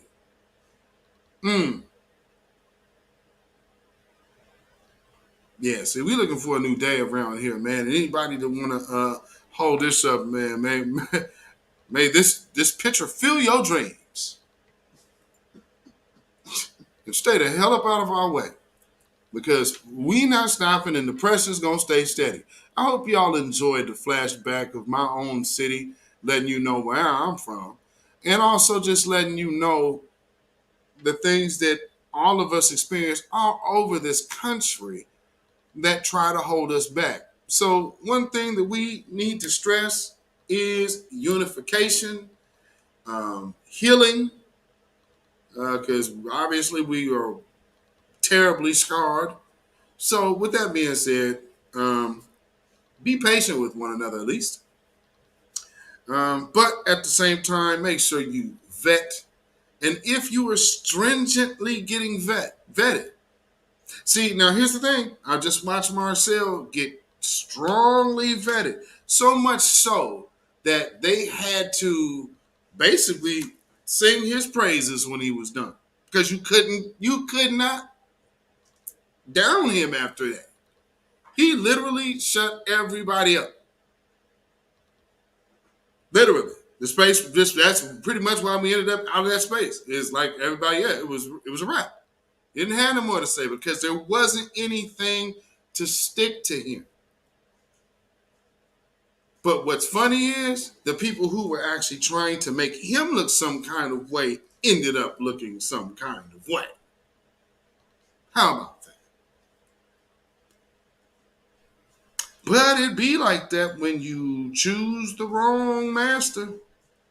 So once again, family, thank you for being here tonight for this broadcast. Zine AJ, thank you. Gratitude to you as well. Thank y'all for being here. Much appreciated. I definitely shout out to all of my night riders out there on the East Coast. I appreciate it. So we will be back on Friday for the weekly wrap up. And of course, as you know, also, if you are in the Louisville area, I almost forgot. Nicole Taylor Compton. If you are in Louisville, she is running for judge out there, and I believe your election is Tuesday. I believe your election is Tuesday down there. So Dominique Devereaux, hey, what's going on, brother? So yes, if you guys are down there, make sure you cast your ballot for the sister, because you could do a lot worse. As what I hear now, y'all got a good old fashioned white supremacist off up in there that need to be replaced. So yeah, pull the trigger. And once again, shout out to Marcel Dixon for standing 10 toes down, man. And I just want to say this to all of you other people who are probably making attempts to find ways to discredit the voices of new black media by way of trying to discredit Marcel Dixon. Well, welcome to the new world. Teach your man how to squabble. Get that trigger next time, nigga. Shalom, y'all. When you know who Satan is, Yes, sir. you don't have to kill him, no. The stone of truth. Yeah. See, that's what you throw. Yes, right, right. Allah says, had we wished to take a pastime from before, surely we would have done it. Nay, we cast truth at falsehood till we knocked out its brains. Every one of you that knows the truth, stand up and tell it from the mountaintop. Black people can't take it no more. So wherever you are on the job, in the factory, I don't care where you are. If you know the truth, stand up on the truth and tell Satan, who the hell are you to try and pick my friends? Farrakhan is God's man, and you are from the enemy of God. So to hell with you. Stand up on it like a man.